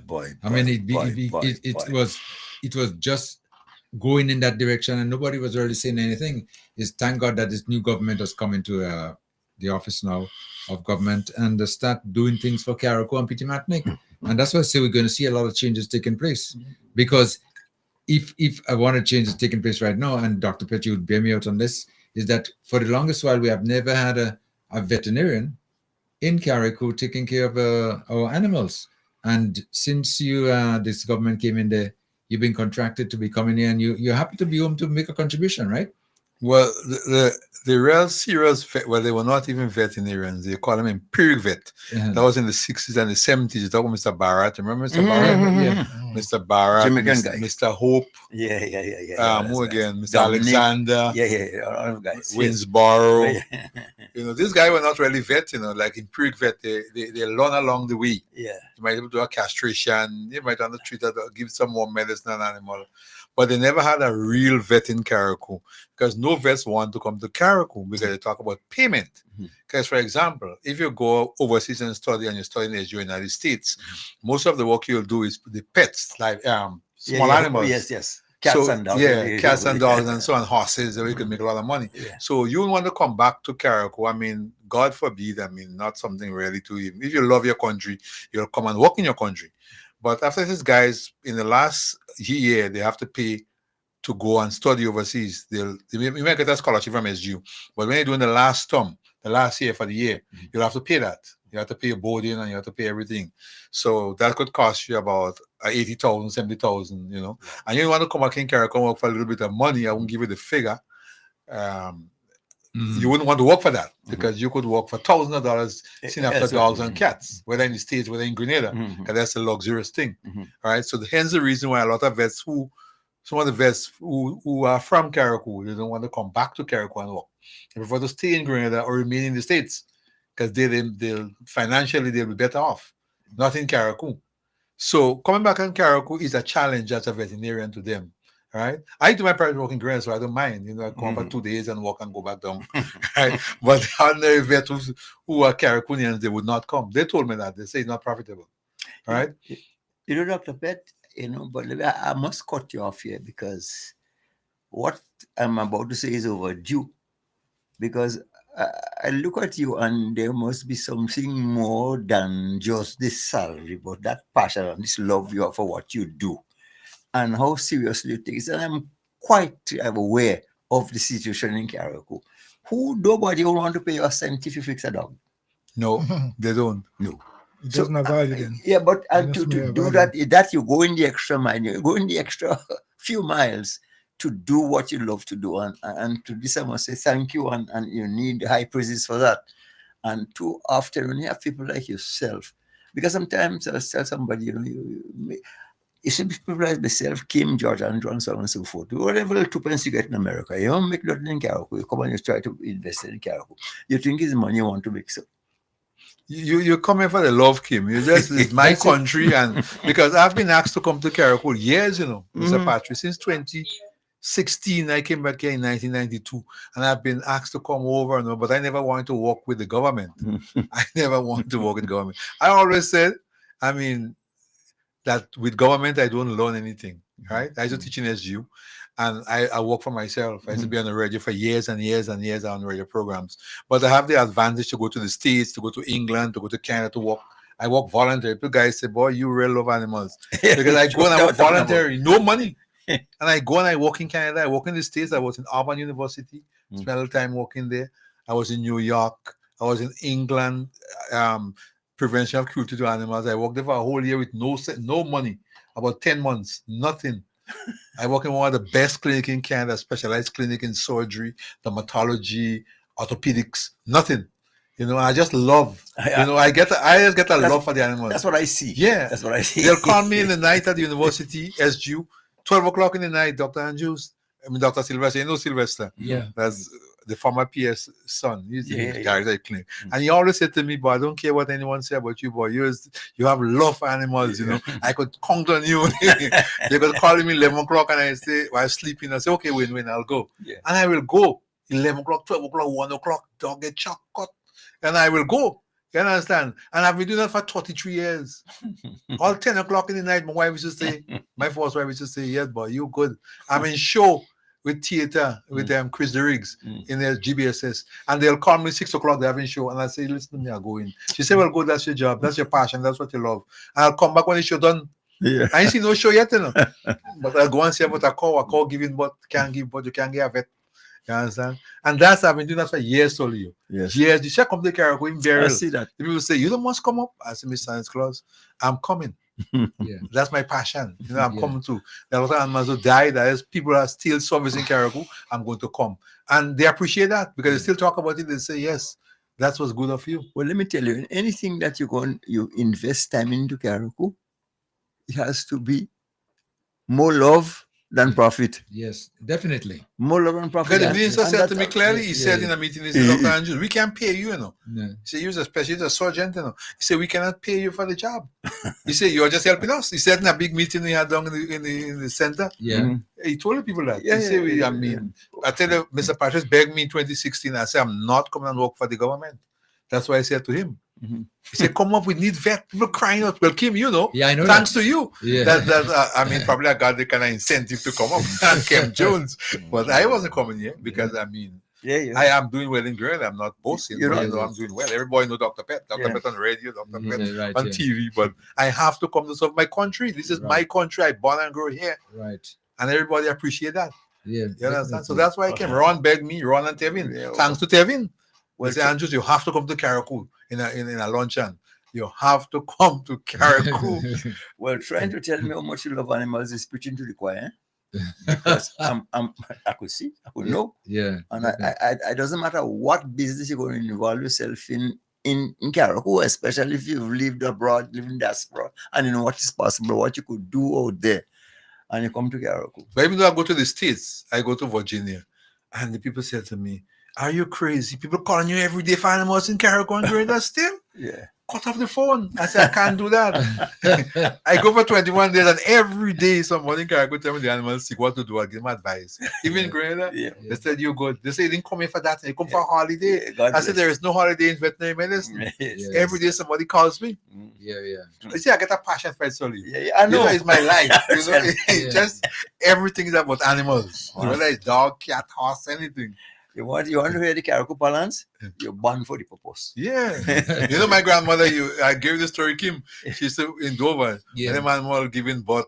She said, take a big stone, you just come out and put a big stone into the, Koi probably heard about that. Put a big stone into the uterus and sink the uterus down into the abdomen. Yeah. Sequin, you remember? You know? I remember Sequin. Yes, she used to do that. Yeah. So Willie, Mr. Bascom said to me, Willie, he said to me, Andrews, he said, Ali, come. He said, you know you had to be a vet, you know. I say, why? He said, because your grandmother was an empiric vet. All the animals sick, bush medicine she giving them. And I talking about in the 70s, eh? Yes, yeah. So he said, you just had to be a vet. I know. I don't know what else is to put in, but I know a lot of the time. Big stone, a stone. No, but I talk about seawater and something else in seawater and go spoke. Well, in cattle medication. I remember that. Yeah. Boy, you know, I seen some surgeries performed. Yeah. I know that in the nighttime, in darkness, you know, because sometimes you know they have to do that, you know, while the animal just gave birth, you know, so. They were there with the needles and whatever, and you see these hands going in and pulling out, and you as a kid, you're just watching because you really don't understand, and you just, you know, see the animal just lie down there, just, you know, sometimes they stand them up, you know. But you still must say thanks to those who had led the way, like Bonicio and Duncan and these guys, because I mean they did what they could have done, you know. In those days, because there was no vet in Carriacou. Well, boy, indeed, you're a rare breed, and on behalf of the animals of Carriacou, they can't talk, but I'll talk for them. Thank you. No, we attend to a lot of animals in Carriacou, you know, thousands, there are some 5,000 in the space of 2 years and a half. There are a lot of animals. See a man you go to one farm and they have 100 sheep. Could you imagine that? Dust all on your face, all on your head. When you go home, you're black at dust. When I come to your hotel and the bathroom dirty. Dust, Lorena farm, you know, number of farm. I mean, it's difficult. Yeah, you're tired, right? Yeah, but if you love something and you have the passion for it, you'll always be good. Yeah, you do. Well, we really appreciate your service here. Yes, and I tell you that people are always calling me and asking me, "What's the number? The doctor paid?" You know? And that's it. And you just have to just go and serve them. And you're doing a fantastic job. But they don't call it ministry now, you know. They call it me. I say call the ministry to put the record. They say I'm not calling ministry. I'm calling you. You see what I mean? Oh boy! Thank you. Yeah, I appreciate you. But Dr. Pett, you mentioned something a little bit earlier, and I wanted to just piggyback a little bit on it to see what you were saying there. And you said you met some people from the Samaritan Purse. No, I was just saying that. No, not the people. A guy that was there, and he said to come and get the water, and he was saying to me, Carriacou is built back better because all the old buildings, the old Jupa and them, they got rid of it. So he was saying the advantage of Beryl. Okay. That they got destroyed all these things. So we build better. The city will will be clean and, you know, we should more professional. You know, the structures and things. We should strive for that. Speaking about Samaritan Purse, though, I think I heard Cox speak about that. I was about to jump on that. Yeah, in his debate and presentation. Because how true is that? Because I heard it from both sides. You know, I think at one point in time they were saying that the many desalination plants that Samaritan Purse brought here with them, that when they were Leaving, they offered it to Carriacou, and they refused. They turned it down.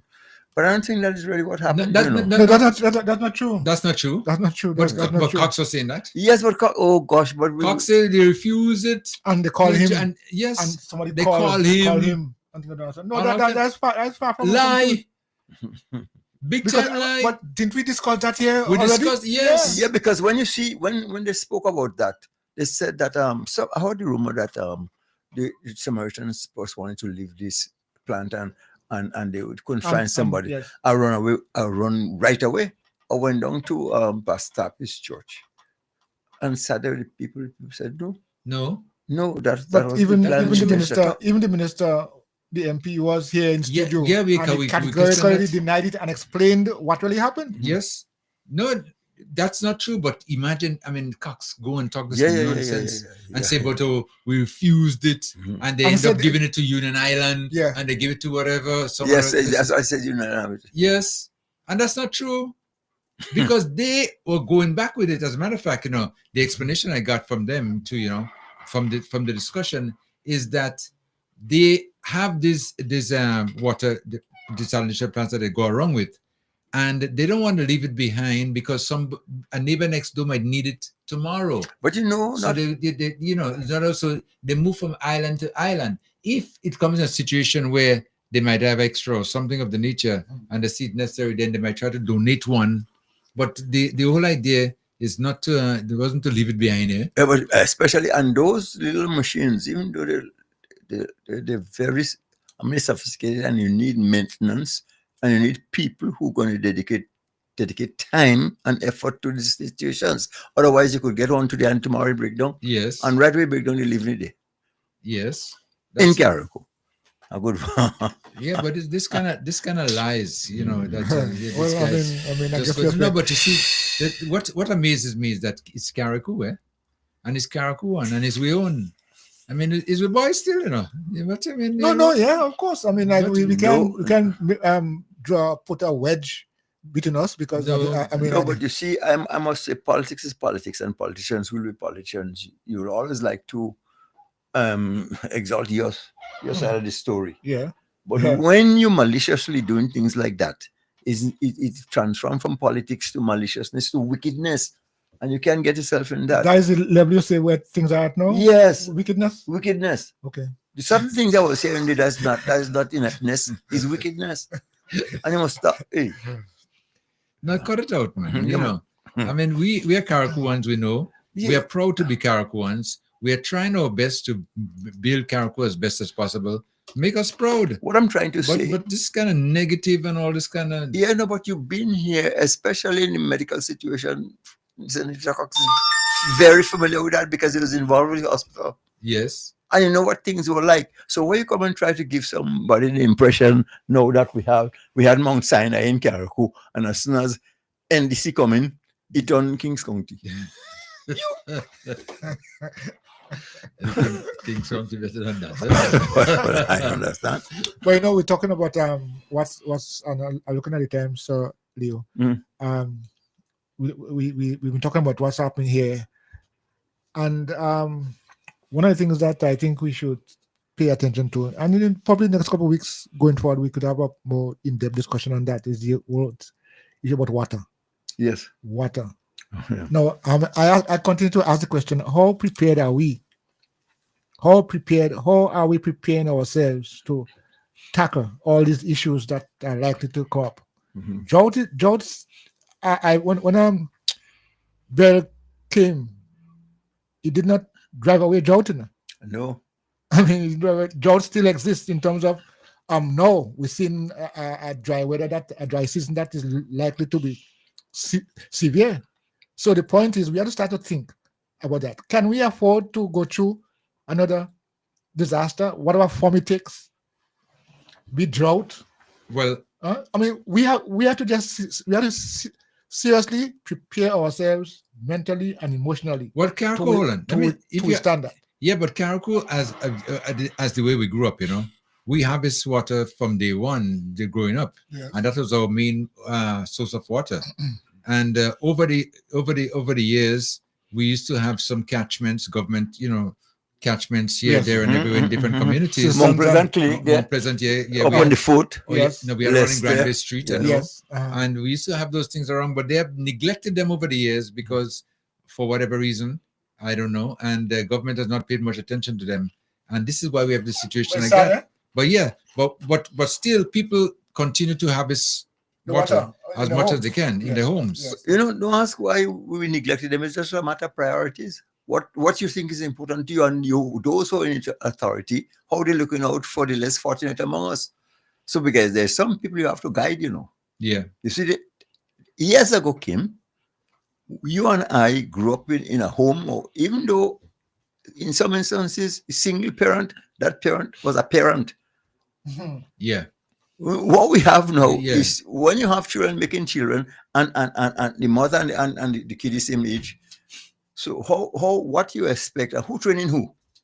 Yeah. So when you meet somebody that is not, we were trained at home and in the school. Yes. Remember in the days when you go on and you do something wrong in school and they got you behind, you better not go home and talk about it. No, you don't want nobody to know. Discipline was essential. No, and the thing about it too, they talk about discipline in that if you were on your way home and you did something wrong and an elderly person would have seen in the community, they're giving you the licks before you get home. And you better hush them out. You have to hush them out. You can't go and tell mommy nothing. You get licks. You're getting a double. Yeah, so, and that is what made us who we are. And now I want nobody tell me about anything about a little spanking. Don't spank a child. If you spank the child, he will become violent. The same old Dr. Spat, that good for nothing in America, who write this foolishness on us, and he was the biggest abuser. And nobody may tell me about it because I know what he did for me. So I want no example. But getting back to what the situation with the water now, what is going to make it a little worse this year is because quite a number of the homes have lost the gutterings and it has not been replaced, and the rainfall has not been the normal since after burial.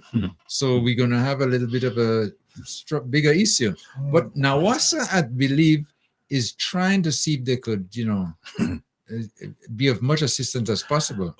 But how reliable they will be and the production level that will be needed, I don't know if they'll be able to meet those demands. But Kim, what you thinking? Yeah. You're talking about a lot of homes have lost the guttering.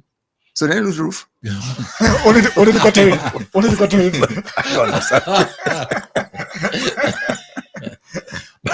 But the issue with this has to be taken very seriously, because whatever, we cannot afford to go through another disaster. Whatever you mean a drought disaster? A drought. And so it's important that we start planning, preparing ourselves. So I could understand over all these years, we have cisterns in communities, we have wells in communities, we have ponds in communities. Yet for all, we are having this problem with water because they have not paid any attention to it over these years. And this now, with this government that's coming to operation now, they have a lot of work to do. And to get these things up and running in such a short space of time, especially with a disaster like took place last year, it's not going to be that easy. So we know the locals now have to learn conservative methods, of dealing with the situation before it becomes that bad. and one of the ways we have to deal with that is to save as much water as possible, lessen the use. And storage is critical. But storage, again, is critical. But the thing about it is that how do you accumulate your storage? You need to have water in order to store. And where do you get that supply from? So if Nawasa is able to produce, because that's another question. Well, you see what has happened over the years. We've increased in appliances, etc., and we reduce harvesting. Right. Because years ago, when you have a pit latrine, you're flushing nothing. Right. So no water, no water being used, eh? More water being used, and we didn't provide for more water usage. So we have that. We have flush toilet, we have this here, and we have pipe we running the one with sprinkler and all this kind of foolishness. And showers. We didn't Yeah, used to shower. we used to go when to bring the bucket in the back day. Yes. And take a bed. Yes. So we now depend on shower. Yeah. And sometimes we misuse. We just have the pipe running because, but whatever it is, I'm saying we need to pay attention to water here in Carriacou. A study many years ago explained the drought situation in Carriacou. Yeah, drought. Okay, I want to make 2 points before we finish the program. Yes, go ahead. And one is about, I was speaking to a guy in the ministry, and he said to me, which I think makes sense. He said, Dr. Andrews, should the next burial or next hurricane come to Carriacou and a lot of infrastructure been destroyed, will the government continue to help them? That's one of the points. That's a very interesting question. How will the government cope with that again? If it'll go back and do the same thing, rebuild and, Well, that is one of the reasons I think the government is concentrating on building back better. To avoid that level of destruction that we suffered during burial. There may be some damages, you never know. But not as much. But not as much. So it would be less pressure on the residents and the government to get themselves back into the comfort zone. My second point is that I listen to Ken religiously because I'm on the radio. Yeah. And I heard Evelyn Pierre, it doesn't make no sense. She was saying this morning that because of the pension, there was asking an interview, she got stopped in an interview, that is it because of why did NNP lost the election? She said because the government paid pension. Promise to pay pension. But I don't find that making any sense because she was the one who said after the election, the day after the election, 2 days, pay the pension now, pay this now. Yes. So then how could you come back and say because of the pension? So she's saying now, after the next election, most likely that the people who got the pension, she said that's why they voted for NDC, they will come back and vote for NNP. But I don't think that makes any sense. Well, it doesn't make any sense, but like holding onto a straw, a drunken man holding onto a straw. That's what's taking place with them right now, because they're in a situation now where they don't see any good reasons why the population should vote them back into office. So they're looking for some kind of ridiculous statement to make, which has no bearing. What she's saying then doesn't make any sense, and people know it too anyway. It reminds me of what she said when Peter resigned or left. NNP stronger now. No, he said that the weakened NDC. Yes, the weakened NDC. I don't understand how that get there. I mean, so we should advise that she talk some more sense. I don't think she really thinks, when she talks. She just hold on. Listen, hold on. She's the TV and Keith is the remote. Now, if the remote doesn't program the TV to say what you have to say, then you just have to whatever, because it doesn't make any sense as you're just saying that, Dr. Pett. It makes no sense, but she just, and the bad thing about it again too, is that whenever you put a microphone in front of them, they feel obligated to say something. Whether it makes sense. Because if your country is going forward, if your country is moving forward, things you haven't done in 23 years. I mean, you get pension, police get pension, gratuity, people who are not eligible for pension depends on the Act, the 83 Act, whatever, and the government just incorporate them. You will go and vote for a government that never did that to you.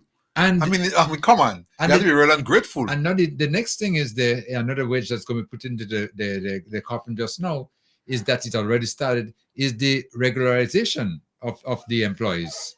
Because by the end of the year, this government is saying over 4,000 people that were not yet regularized will be, and the pension will be going into effect as well because it started from January 1st. So now workers are getting the pension, which is something I applaud all the way. And that's going to be a big factor again in going forward again. And this government is delivering all that they say they're going to do. And I believe they're going to do more than what they said they were going to do because they still have a lot of time to go at the rate at which they're going. Yeah. Because you are not going to get a pension. You are going to retire without a pension. And obviously they give you a pension so that you're going to relate with a pension. So, I mean, that means the government is doing tremendous. They're doing a good job. Yeah. They are doing a good job. Let me tell you, these people and them who criticizing, they just have nothing to say and they want That's it. relevance. That's it. And it comes when you nowadays afraid to go to some funeral, you know. Because when you go to a funeral in one of them small church and the church full, the homely and done, you know. You think they talking, let me go and bury the dead and leave people around Hashimoto and go in your house, man. Well, I want to remind them that be careful. You might be there one day. Yeah. Oh Lord. Yeah, man. Those things. You can help it. I know our time is very much tight here, but I just wanted to make the Kim. I don't know. You heard Shag? Oh, Guy, Shag. right? Yeah. Right. And of course, Shag for the people of Mount Pleasant, Topil, Granby, and on all these places. Yeah. Shag was a very integral part in the life. Yep. This Culture. Culture. I mean, and I thought about him a couple of weeks ago when I saw that we had Carnival, and I said, boy, I remember the days when Shag used to have the mass tent, the mass camp in Mount Pleasant there. But he's not past few years. He's not been involved in that. But No, but Kennedy and I worked together for a number of years, passionate about the culture. And I stood by his side all the time. And there was sometimes, when I thought about giving up. But when I see the energy he's putting into it and the way he is there, I just couldn't leave him alone, Yeah. We worked together for quite a number of years, We're going to miss him a lot because when it came to culture, listen, he was the man there that stood up there, thick and thin. And sometimes when we say, we ain't doing nothing this year, I say, man, tired, we ain't doing nothing this year. When he come back by me, I say, man, we can't just let the thing go so. We have to do it, it's a thing, and just like that, and just the passion he had for the culture. I mean, I'm really going to miss him, Well, one of the things I noticed, I did tell you my experience with Shag.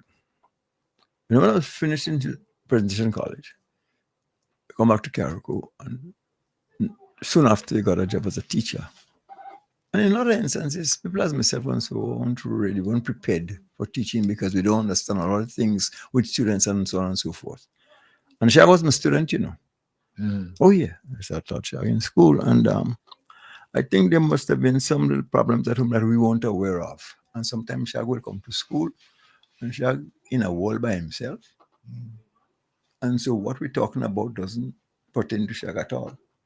And stupid people as myself who call myself teacher, as far as we're concerned, you're bright or you don't. So you don't even understand the circumstances and what a child may be going through at home. And he might not be able to perform not that he's stupid, not that he's not bright, it's just because of circumstances. Yes. And I could remember I used to give Shag a hard time, boy. And every time I tell him this, that, and that. So that time Shag decided he wasn't going back to school at all. He lived in school.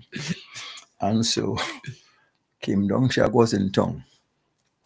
And I come down for lunch when I'm going back up. I see Shag hanging out in town. I say, hey, you Mr. Man here. He say, before you go any further, don't let me tell you, look here. He got the opportunity. And from that time, boy, we were like ring and finger, Shag best friends, boy. Shag was the boy, man. Once Shag got to say, you say. Yeah, oh yeah, he'll tell you. Yeah, Shag was the boy. Yeah. God rest his soul. He's a good soul. Yeah, he is. Good soul. For a fact, Mount Pleasant will miss him. Yeah. Because of course, apart from Carriacou. Well, I know, but I'm speaking specifically now of the village. Yeah, the village. Yeah. He had a shop, but wait now. A Shag is not as much Mount Royal as how come Mount Pleasant taking thing for Shag? Well, where you get that from? Not I know. You see, Shag is Mount Royal. Right. I know that way from Moses. That way from original. Ralph Moses, But I mean, but the years he lived and worked there, I mean, he has a mass camp in Mount Pleasant. He has a shop in Mount Pleasant. So I'm saying, he's there. Well, you could get a bit of gravy, but you can't take it with meat. Correct. Because ever since he came into the Mount Pleasant community, because Mount Pleasant and Mount Royal is one, Yeah, and Topil too.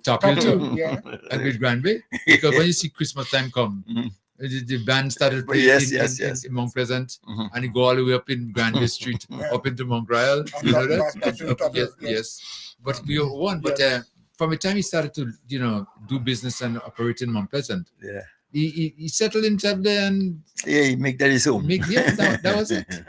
So and that's why you had the mass camp right by the school. Yes. And the thing about Shag, let me tell you, all year wrong he making costume, It's not carnival time, The ideas.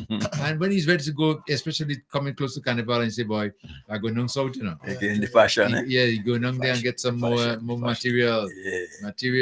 Until there was one year, I remember, when we couldn't get enough people to participate in the mass.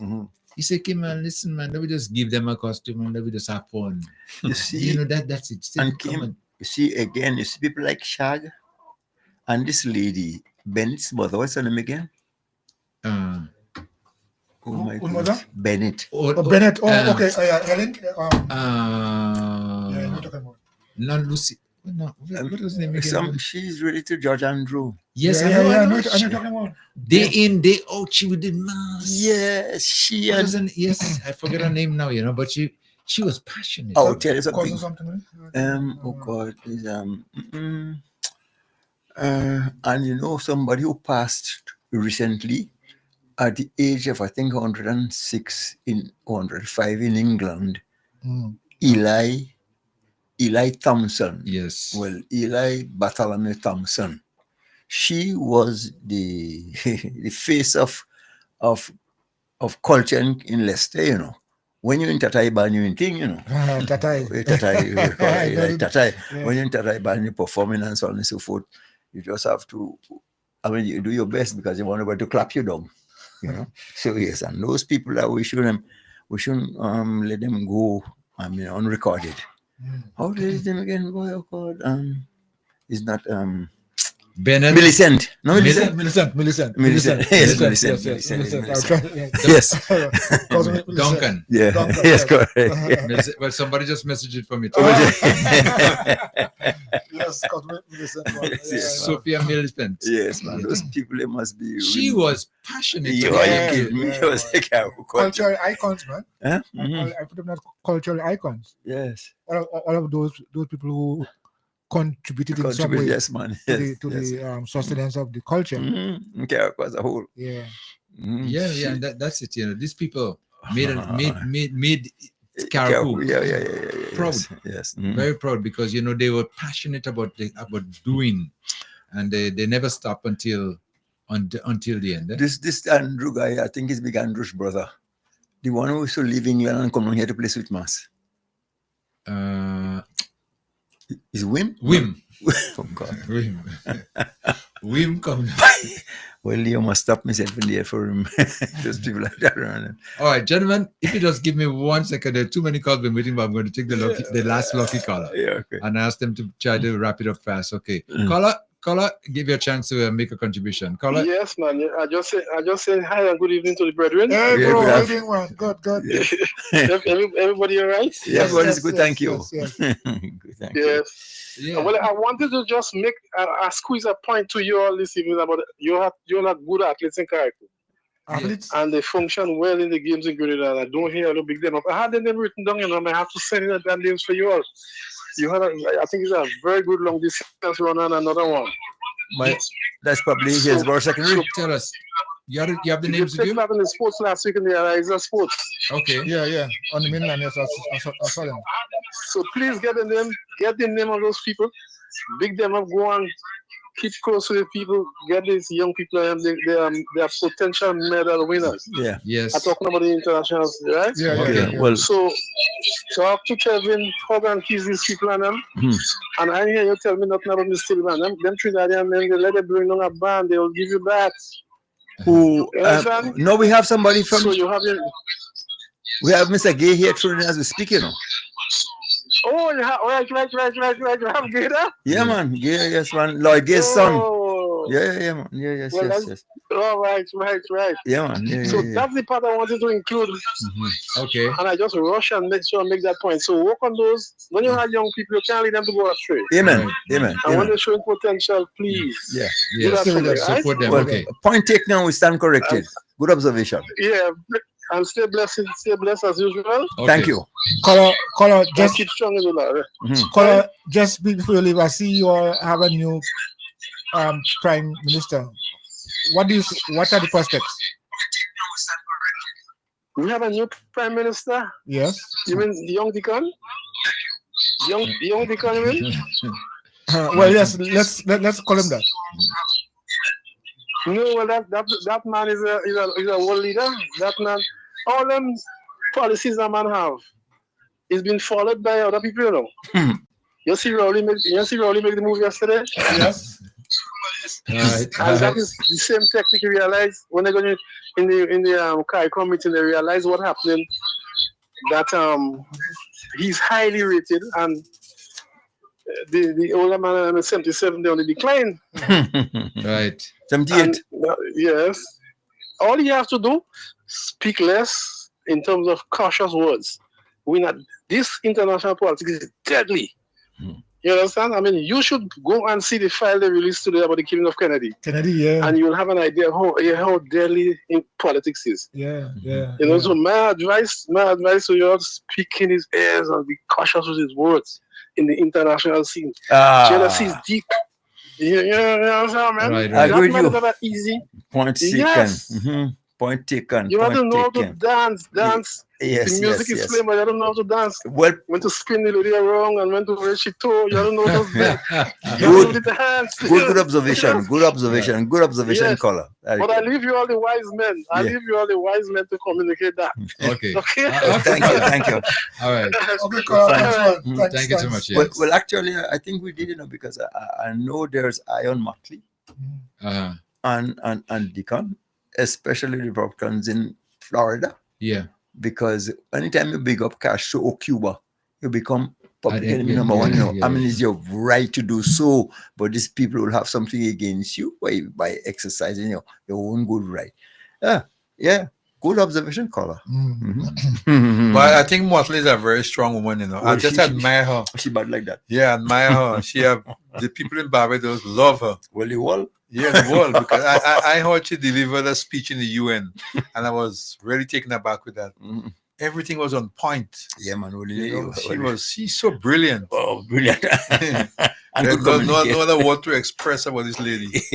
She reminds me of Thatcher. Yeah, Margaret Thatcher. Iron Woman. Motley is good. She's very, very good.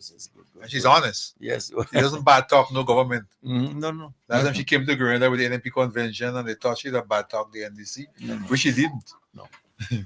That's it. She talk about issues. Yeah. Right. Okay. Well, gentlemen, let's try to wrap it up now. It's been a pleasure always being here on a Thursday, sharing the information, the dialogue, and giving our listeners a chance, to hear their views and concerns. So, Dr. Pett, I want to thank you so much for coming by.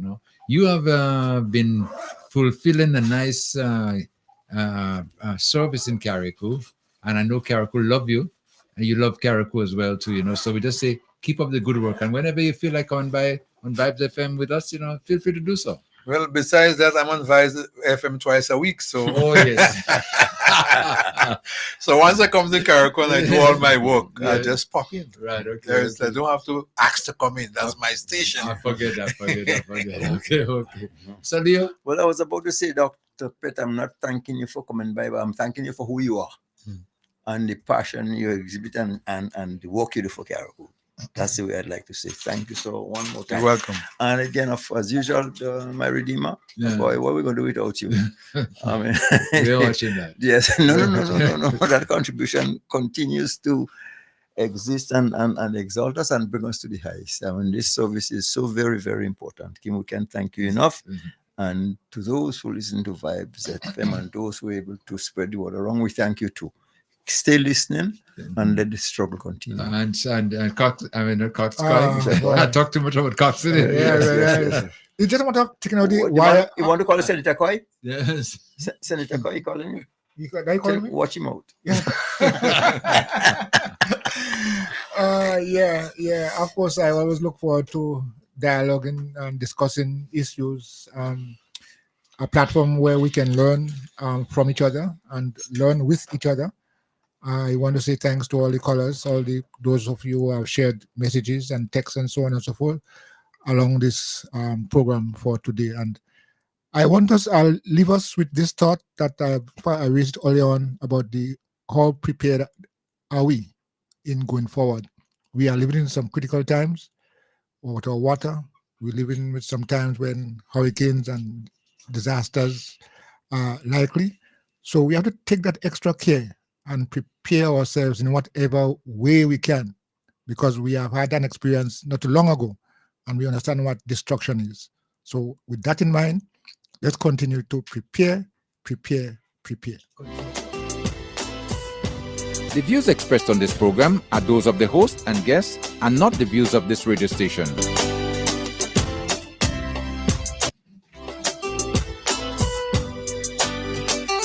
And that's just brought us to the end of our program for today, right here on Vibes FM. We want to thank you, all listeners, those of you on the internet, those of you at your home, in the vehicles, wherever you were in your comfort zone listening to the program. We thank you so much for being part of it.